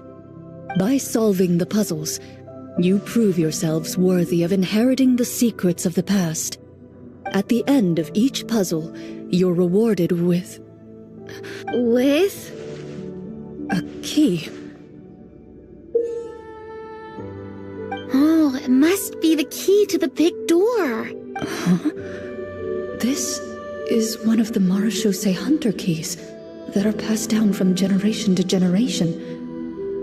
It looks just like the one Master passed down to me. It is said that 4 keys in total are required to form the final, complete key. And it seems like we just collected 3 of them. That must mean... Huh? What's wrong? You hear a few strange noises. Suddenly, all the torches in the ruin go out at once. Huh? What's going on? Did we fall into another trap? For the sake of immersion, please close your eyes, everyone. Without the torches, the space is now completely dark, and you cannot see anything.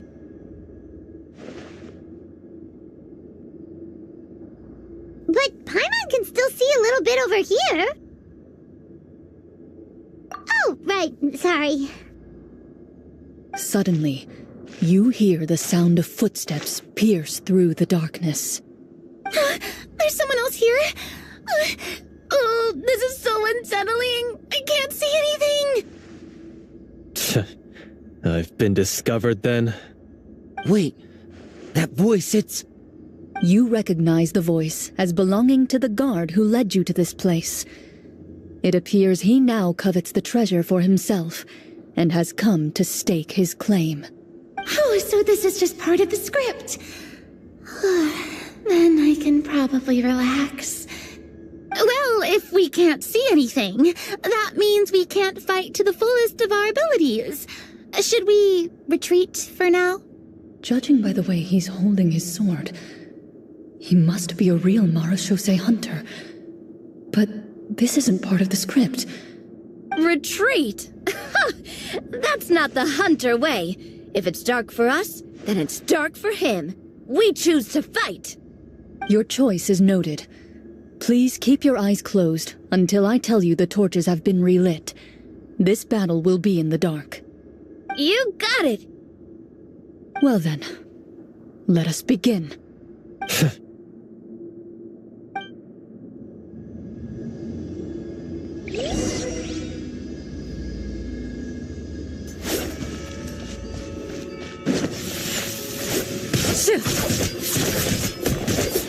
I'd like to try to hit him with my sword. Your strike is successful. Ha! You're facing a veteran marechaussee hunter. You don't stand a chance. Is he still standing? Goodness, he sure has a lot of HP. Is it over? Can we open our eyes now? The enemy is strong and relentless, but the battle is nearing its end. The torches have not been relit. What about now? Final strike! Ha!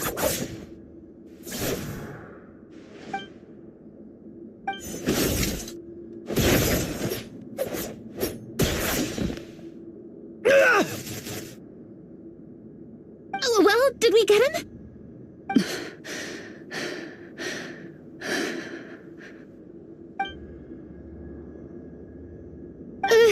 Clorinde? Warm fire flickers across the walls once more. Your vision is now clear. In an impressive display of courage, the four of you successfully defeat the uninvited guest. That look in his eyes. It's like he became an entirely different person as soon as I defeated him. Huh? Mr. Florian? Oh, wait. We're supposed to be role-playing. I should stay in character. Speak your name, guard. Why did you lead us here just to betray us? Is this treasure really more important to you than bringing peace to the kingdom? What kingdom? What peace? Those were nothing but lies! I, Florian, am a true marechaussee hunter, descended from hunters of ages past. So he's also using his real name. Or, wait, was that the name of his character from the very beginning? Then I'm even more confused. If you truly are a marechaussee hunter, shouldn't you want to help us just like you said before? Shouldn't we fight together for the sake of the people? What do you know? In this day and age, there's no glory to be had as a marechaussee hunter. What's that supposed to mean? My skills were passed down to me by my father. We lived a life of obscurity in the remote wilderness. Still, he devoted everything he had to being a marechaussee hunter. And what did he get in return? A life of poverty and pain. In a world that forgot all about him. When he died, not a single person came to mourn his passing. The marechaussee hunters were the ones who saved this city, were heroes. We deserved more recognition and respect than this. Is he talking about how no one in the capital seems to remember the hunters and their legacy? I didn't expect the script to contain this level of social criticism. So that's why you want to take the treasure for yourself? You feel like you're owed fame and wealth? If you already knew where the treasure was located, why didn't you just come down here and take it? Because I still needed the final key. Only a true Marachose hunter is capable of passing through this final door. As someone who sought to hurt others for his own gain, Florian lost that right long ago. Okay, but what is this treasure anyway? We've got all the keys, right? So can we just go in and take a look? You're sure you want to go in? We've been talking about it for so long. Of course we want to see what's inside. And we've already defeated Florian, right? So he won't try to take it from us anymore. Pesky brats. Watch yourself. Then let's open the door together. All right. Your choice of action is confirmed.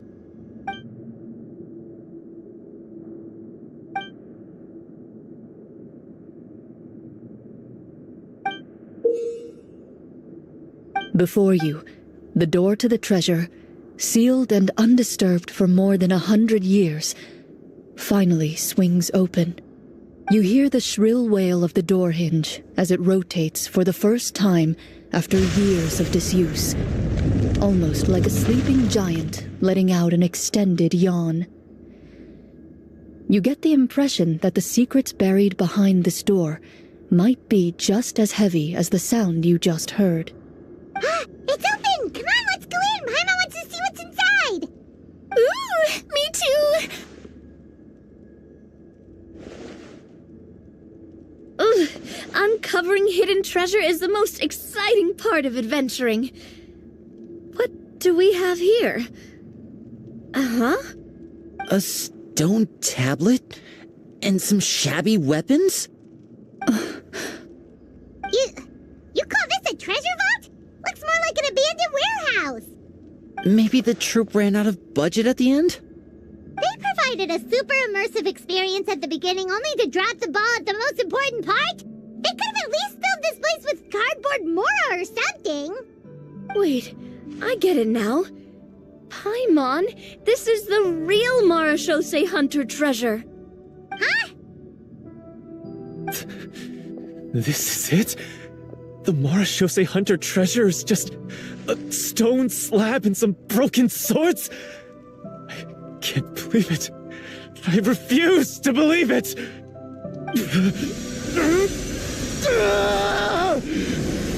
Whoa, are you okay? The Marachose hunter before you appears to suffer a serious mental breakdown. He needs to leave the room for a moment to collect himself. One of you seems to understand the significance of the treasure already. If the rest of you wish to follow suit, you may remain here in the meantime and explore your surroundings.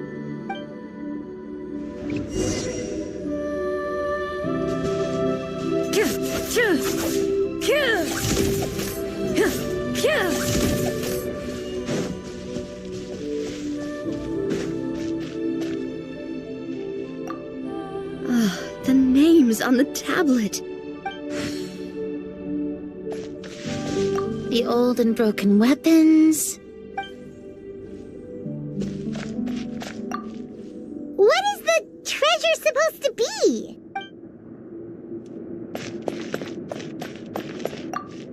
Walter.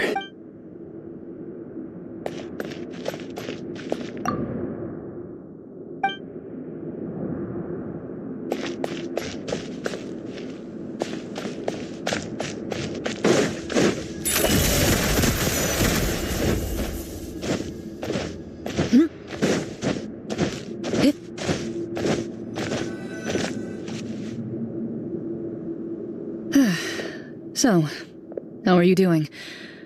Feeling any better? What just happened? Do you remember how you got here? Or what happened to your body just now? I remember now. I brought you here because I wanted to... The explosives in the cave! You mean these? Huh? How did you... I could tell something was off the moment I stepped into this cave, so I kept an eye out. I've already dismantled the whole thing. So the strongest champion duelist in all of Fontaine saved the day once again. Guess I shouldn't be surprised. It would seem your skills as a Marashose hunter are as sharp as ever. I deserve some answers, don't you think? Tell me why you wanted to lure me here. Everything you said earlier sounded like the truth. Luckily, your monologue was dramatic enough to convince my friends you were just role-playing.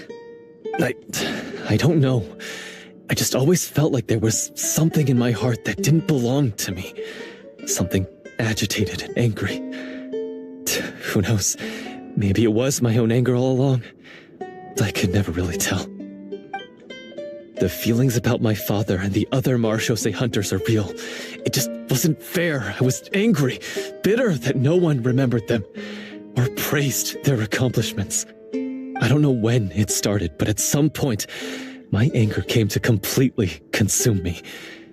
At that point, I remembered the legend my father used to tell me. The one about the treasure.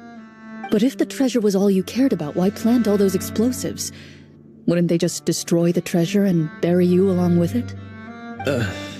I can't remember. My head is a mess.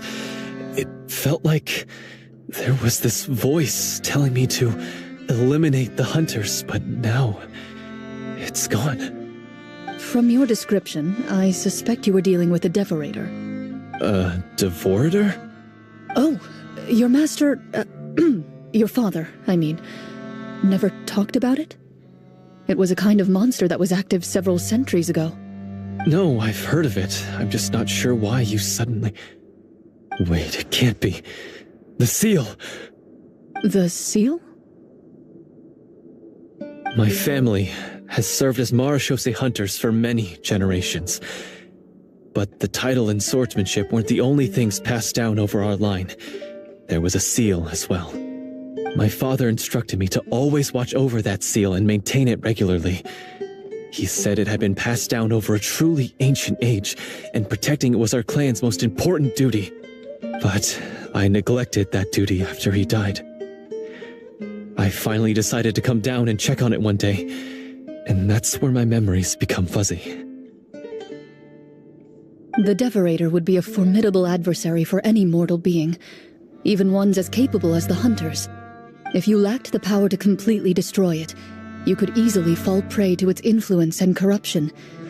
In light of this, some Marashose hunters chose to seal the devorator away, in the hopes that a permanent solution would come with the passage of time. I heard it has the power to amplify the obsessions and desires in people's hearts, to the point where they overtake you entirely. It would seem I'm not just lacking in skill with a blade, but in mental fortitude as well.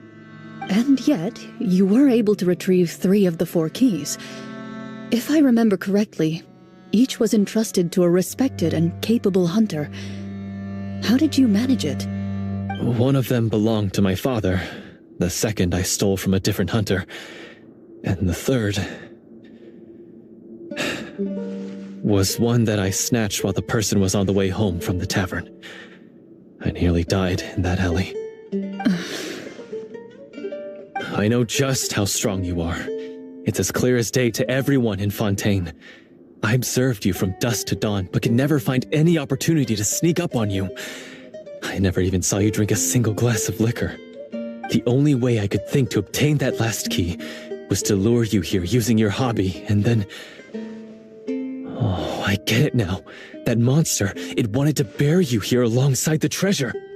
I won't comment on anything else, but the script was good. Well, I did pour my heart and soul into it. The stories my father used to tell me about the glory of the heroic Marashose hunters and how they came to be forgotten. It's more than just a story. Huh? You're proud to be a hunter. You're still holding onto that part of yourself, no matter how small. I have done so many despicable things. I have nothing to be proud of. Then explain the purpose of the evil sorcerer in your story. Isn't he the true antagonist? The one who sought nothing but his own gain, and used the people as pawns to attain it? In your heart of hearts, he was the one you truly wanted to defeat. But I've already tainted my sword. I no longer have any right to... Wake up, Florian. Remember how you introduced yourself earlier. Do you really think the hunters acted out of a desire for honor and glory? Or to be loved and acknowledged by the people? What did your father teach you about our order? You do not wield your sword for yourself, but to protect those you serve. There's nothing special about a blade.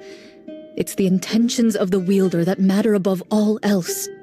Do you still not understand? Even after seeing the treasure for yourself? The contents of that room, they represent the true legacy the hunters left behind. You're right. I am a Marashose hunter. It's time for me to redeem, no, to finally serve the people I vowed to protect all along. I wouldn't be so quick to push aside the need for redemption.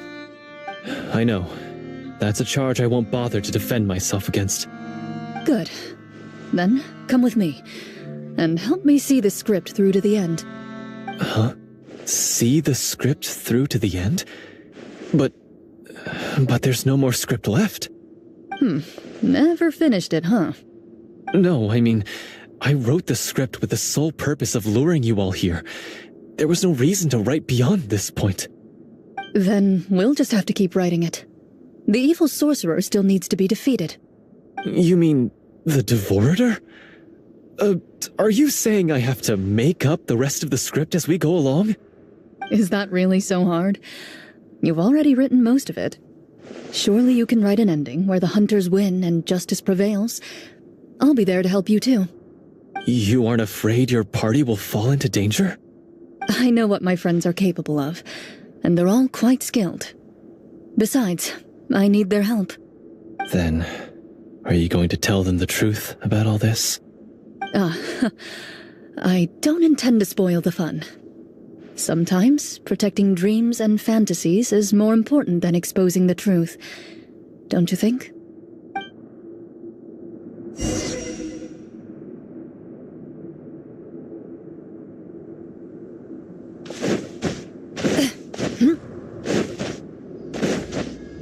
Loaded.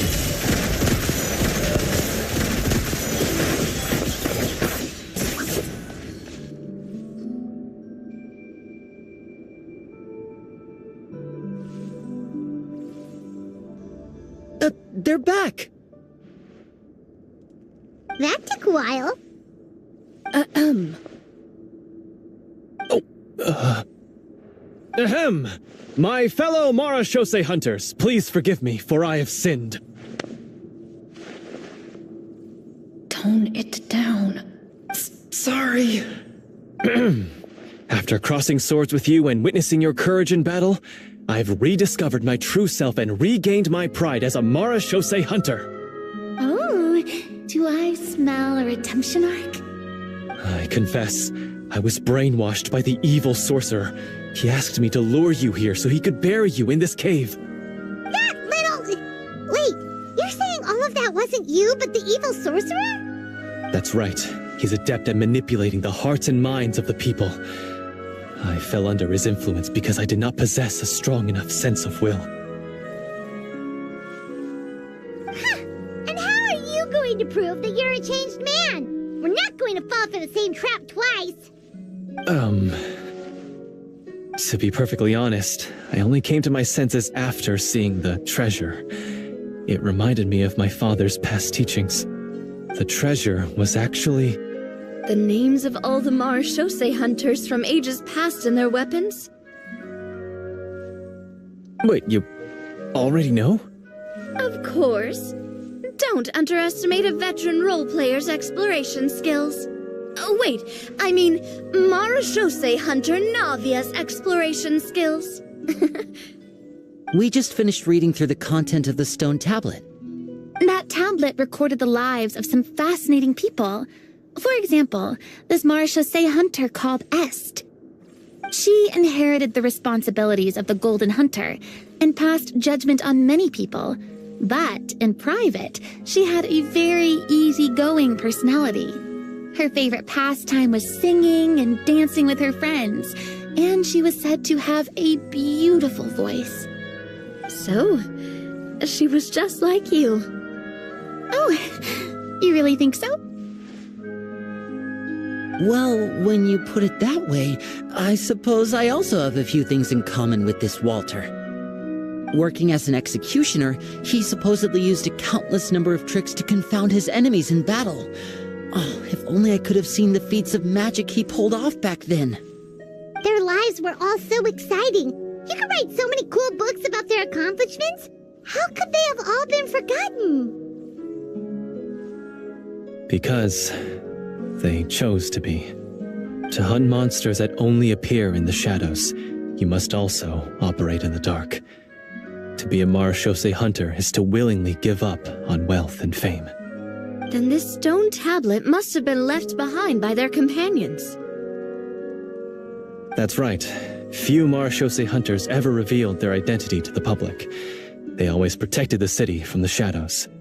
The only time they spoke of their accomplishments would be at night, when they gathered with their fellow hunters in front of the bonfire to share stories of the monsters slain by their hand. So, this tablet was created not so that the hunters would be remembered by the people, but so that they would be remembered by each other. No wonder this place was so well hidden. You regard the stone tablet in solemn silence.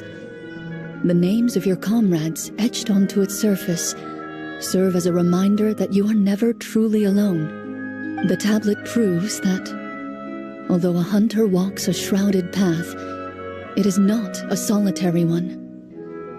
There will always be those who walk beside you, a fact that remains as true today as in ages long past.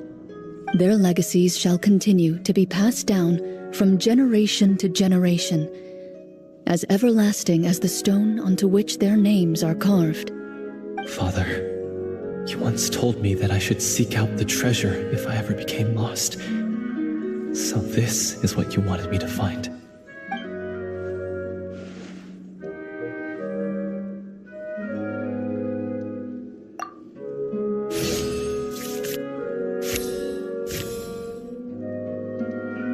His eyes are sincere, and his words ring true.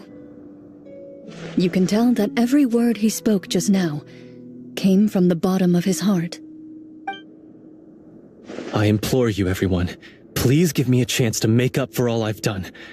Allow me to fight alongside you and defeat the evil sorcerer that threatens the peace and prosperity of everyone in this kingdom. Well, I say we let you join. Sounds good to me too. Everyone makes mistakes. What matters is what you do to make up for them. I have no objections, but Mr. Florian, do you even know how to defeat the evil sorcerer? When he took over my mind, I gained some insight into his thoughts. Every time I thought of the treasure, he reacted with a strong sense of fear.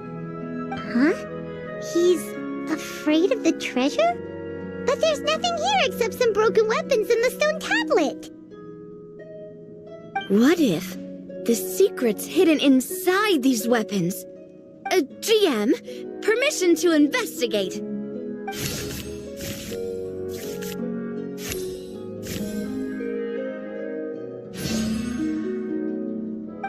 At first glance, the weapons appear absolutely ordinary. But as you observe them, you notice a faint energy emanating from within. These blades have slain countless monsters. Though it's been a long time since they were used in battle, their edges remain sharp, as if they're simply waiting for the next worthy hunter to carry on their legacy. So basically take these with us, right? I'll take this weapon, since it used to belong to Est. Maybe it'll find comfort in being held by someone who appreciates the arts. Good idea. I'll take Mr. Walter's bow then, from one archer-magician to another.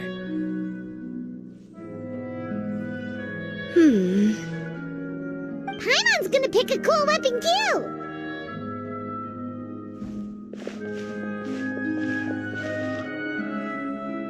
As you grip your weapons, you can almost feel the will of past hunters coursing through your being.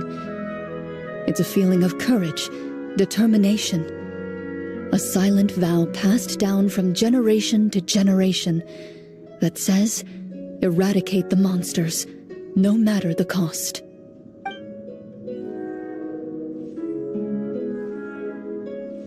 Mr. Florian, do you know where to find the evil sorcerer? I was able to see his surroundings when our minds were connected. I believe he's currently hiding out at the church in the kingdom. We must be extremely careful. He's spent so long living among monsters that he's now taken the form of one. He will not be easily defeated. Then why don't we explore some more and try to find some higher level gear? We don't want to just fight him and lose, right?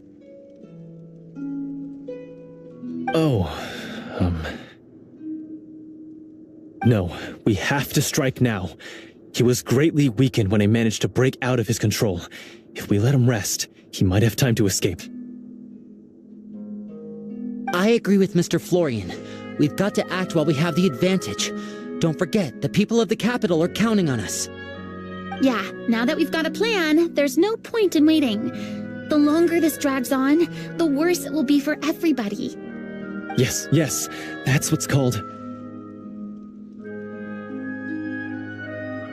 Yes, that's exactly right. All right, you've persuaded Paimon. Mr. Florian, please, lead the way. Of course. Follow me. He had to set up so many scenes today, and now he has to join in for this last part. I really don't envy his job. Finally, you decide to slay the evil sorcerer and bring peace back to the kingdom once and for all. As you walk away, you feel the gaze of the stone tablet at your back, as if all the hunters of the past are wishing you success in the battle ahead and awaiting your triumphant return.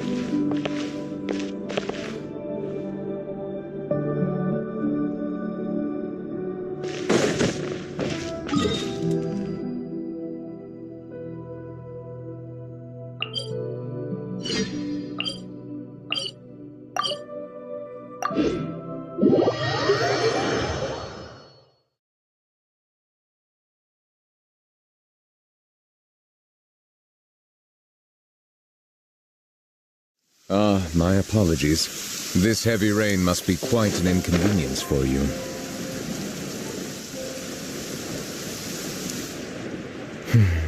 It's over.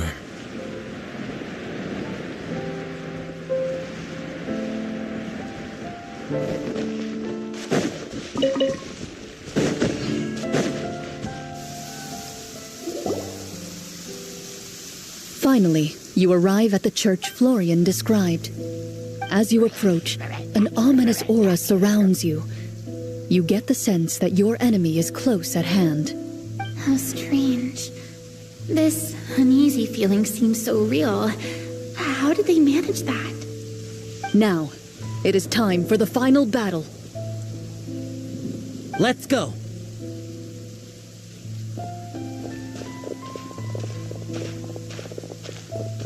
Florian, wait. What's wrong? I think you should wait outside. You've already been corrupted by the Devorator once. It could easily re-enter your mind and take control of your body. I don't think it's a good idea for you to be this close.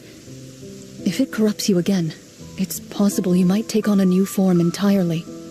That's exactly why I have to go. Why I should be at the very front. You mean... Yes. I intend to lure it into my body. That's too risky. If things get out of hand, I might have to kill you.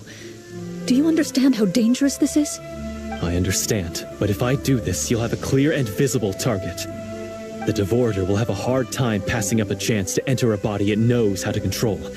You won't have to worry about any of your friends being taken over. You're not like me, Miss Clorinde. You're a just and powerful Marechaussee hunter. The monster broke free due to my error. It's only right that I shoulder the responsibility for its destruction. This is something that I have to do. Consider it a duel to restore my honor. My only request is that you give it your all.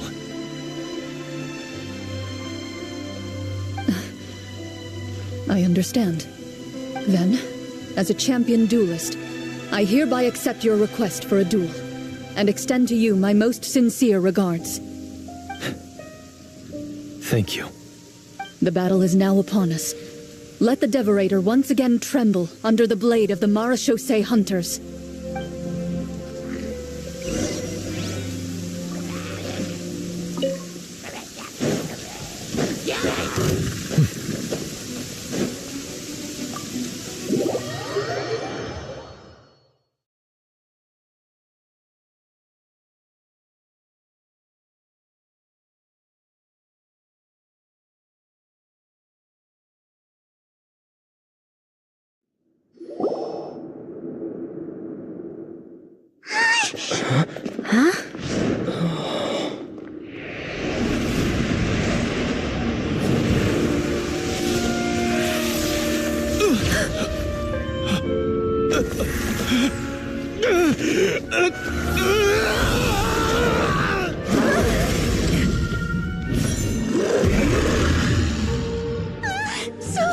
So lifelike!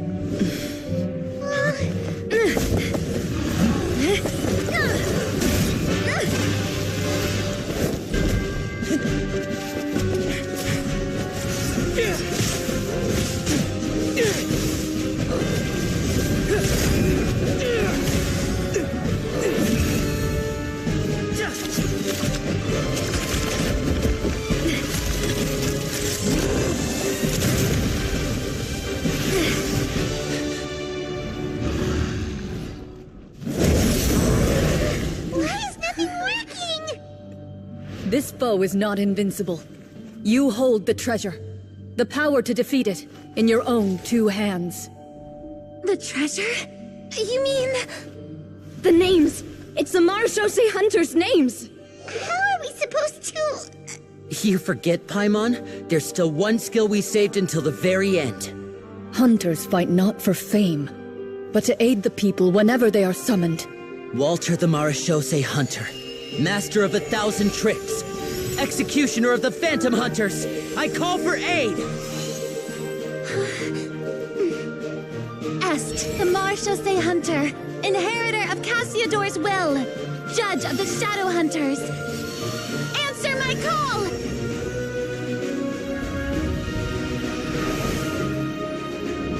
Petronia, protector of justice and order.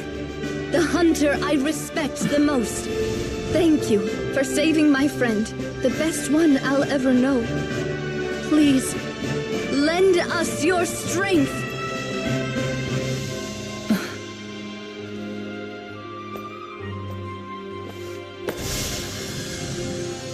We have come to answer your summons.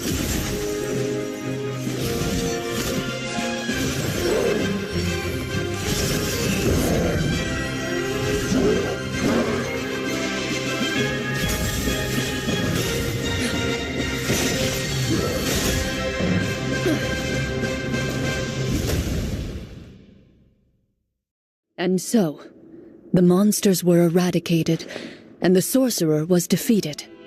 Peace soon returned to the capital. Those in the court, manipulated by the sorcerer, also recognized the errors of their ways.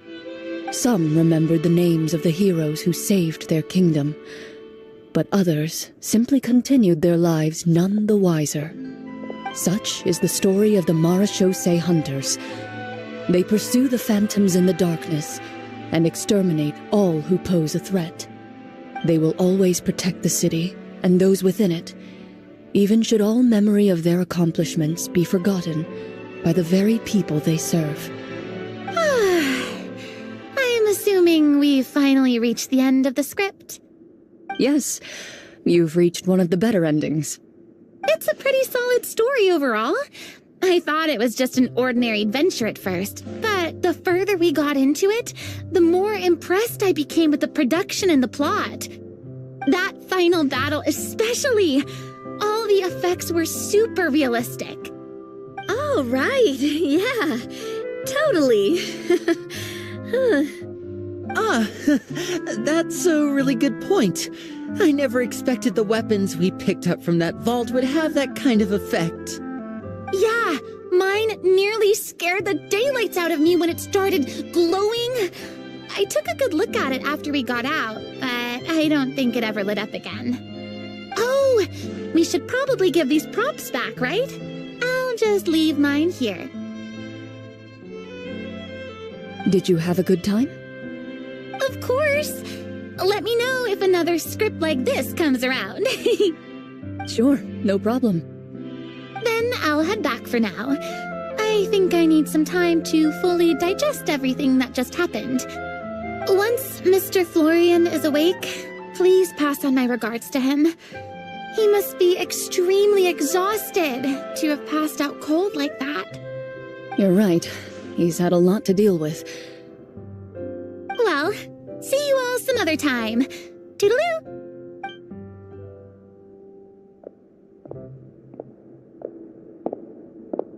Okay, so, can I ask now?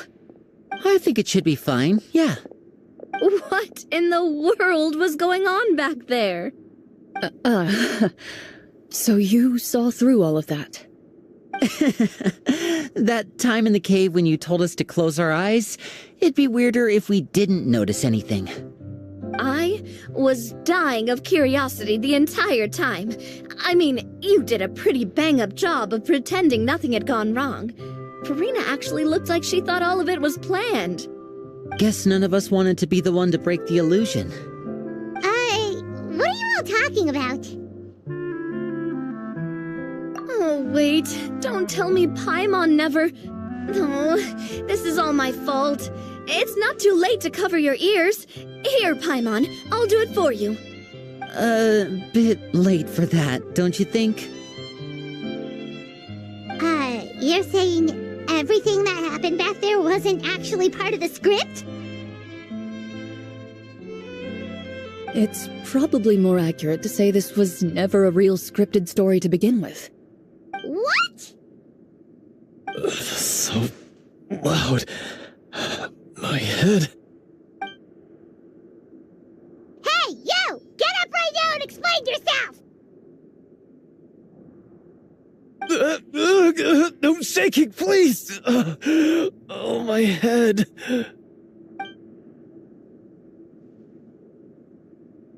Did Paimon just hear that right?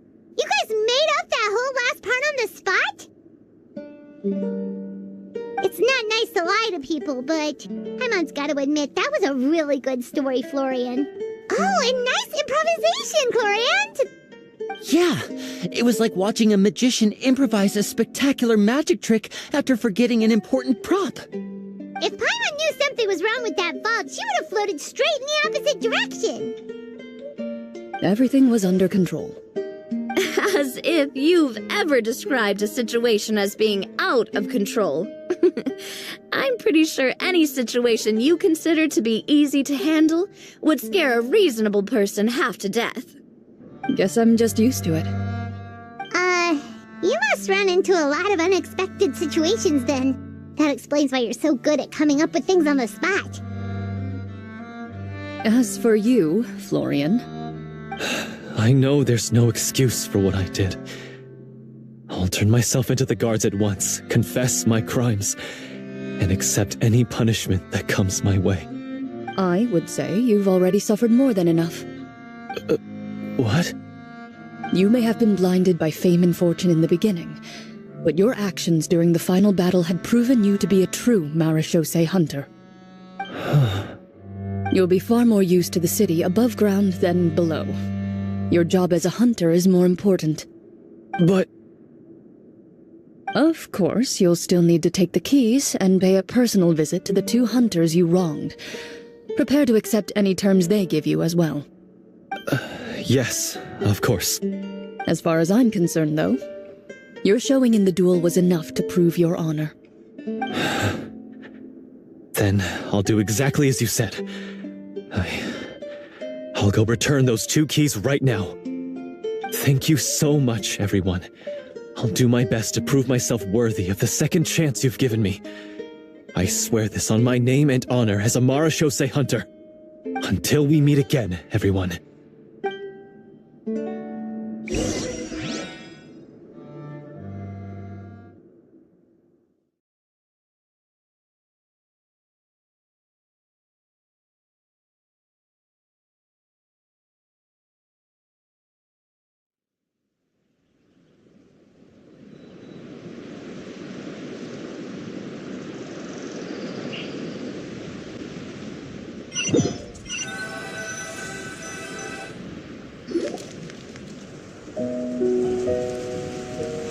Speaking of Marashose hunters, what should we do about the treasure in that cave? Leave it be. Are you sure? We could show it to people, make it so that the hunters are remembered. Don't you want that? No. Every name on that tablet made the same choice.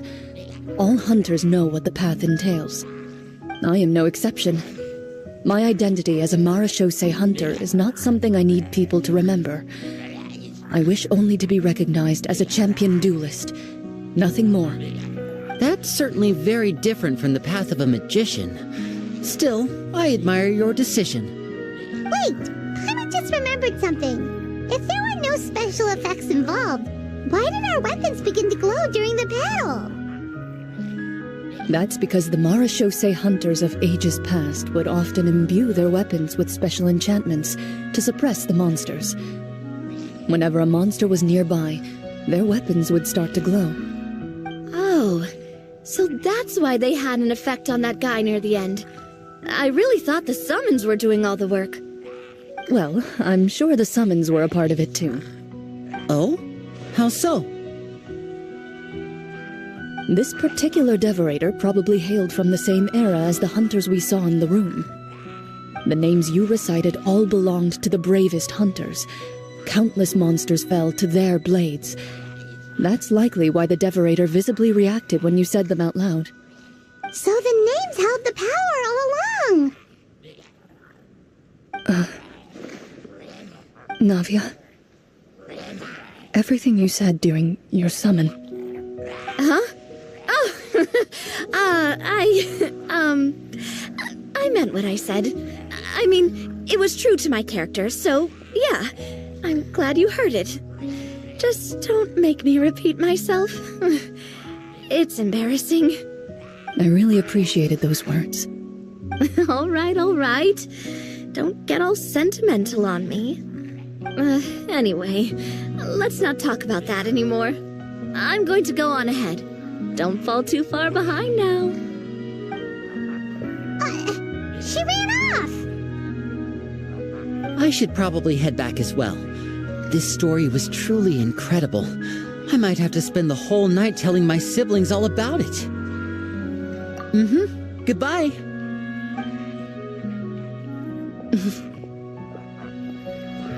Traveler, should your name and deeds be forgotten, what do you think the significance of your journey will be?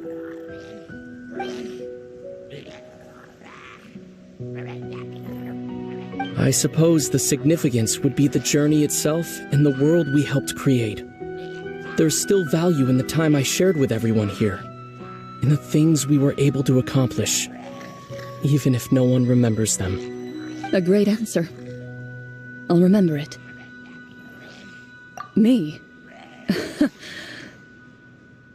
The Marashose hunter says nothing in response to that question. Perhaps her answer lies in her silence. An unspoken vow left to echo through the night. The path she walks needs no explanation.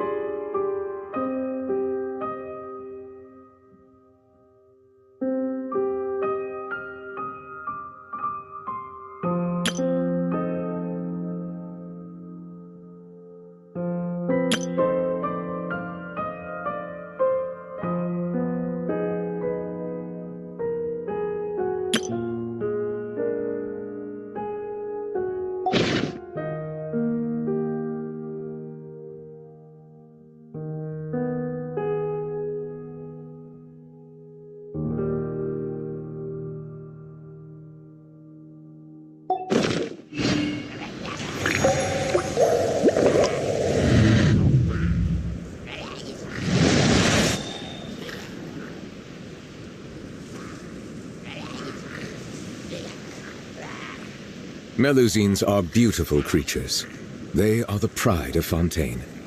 Be sure to befriend them and cause them no harm.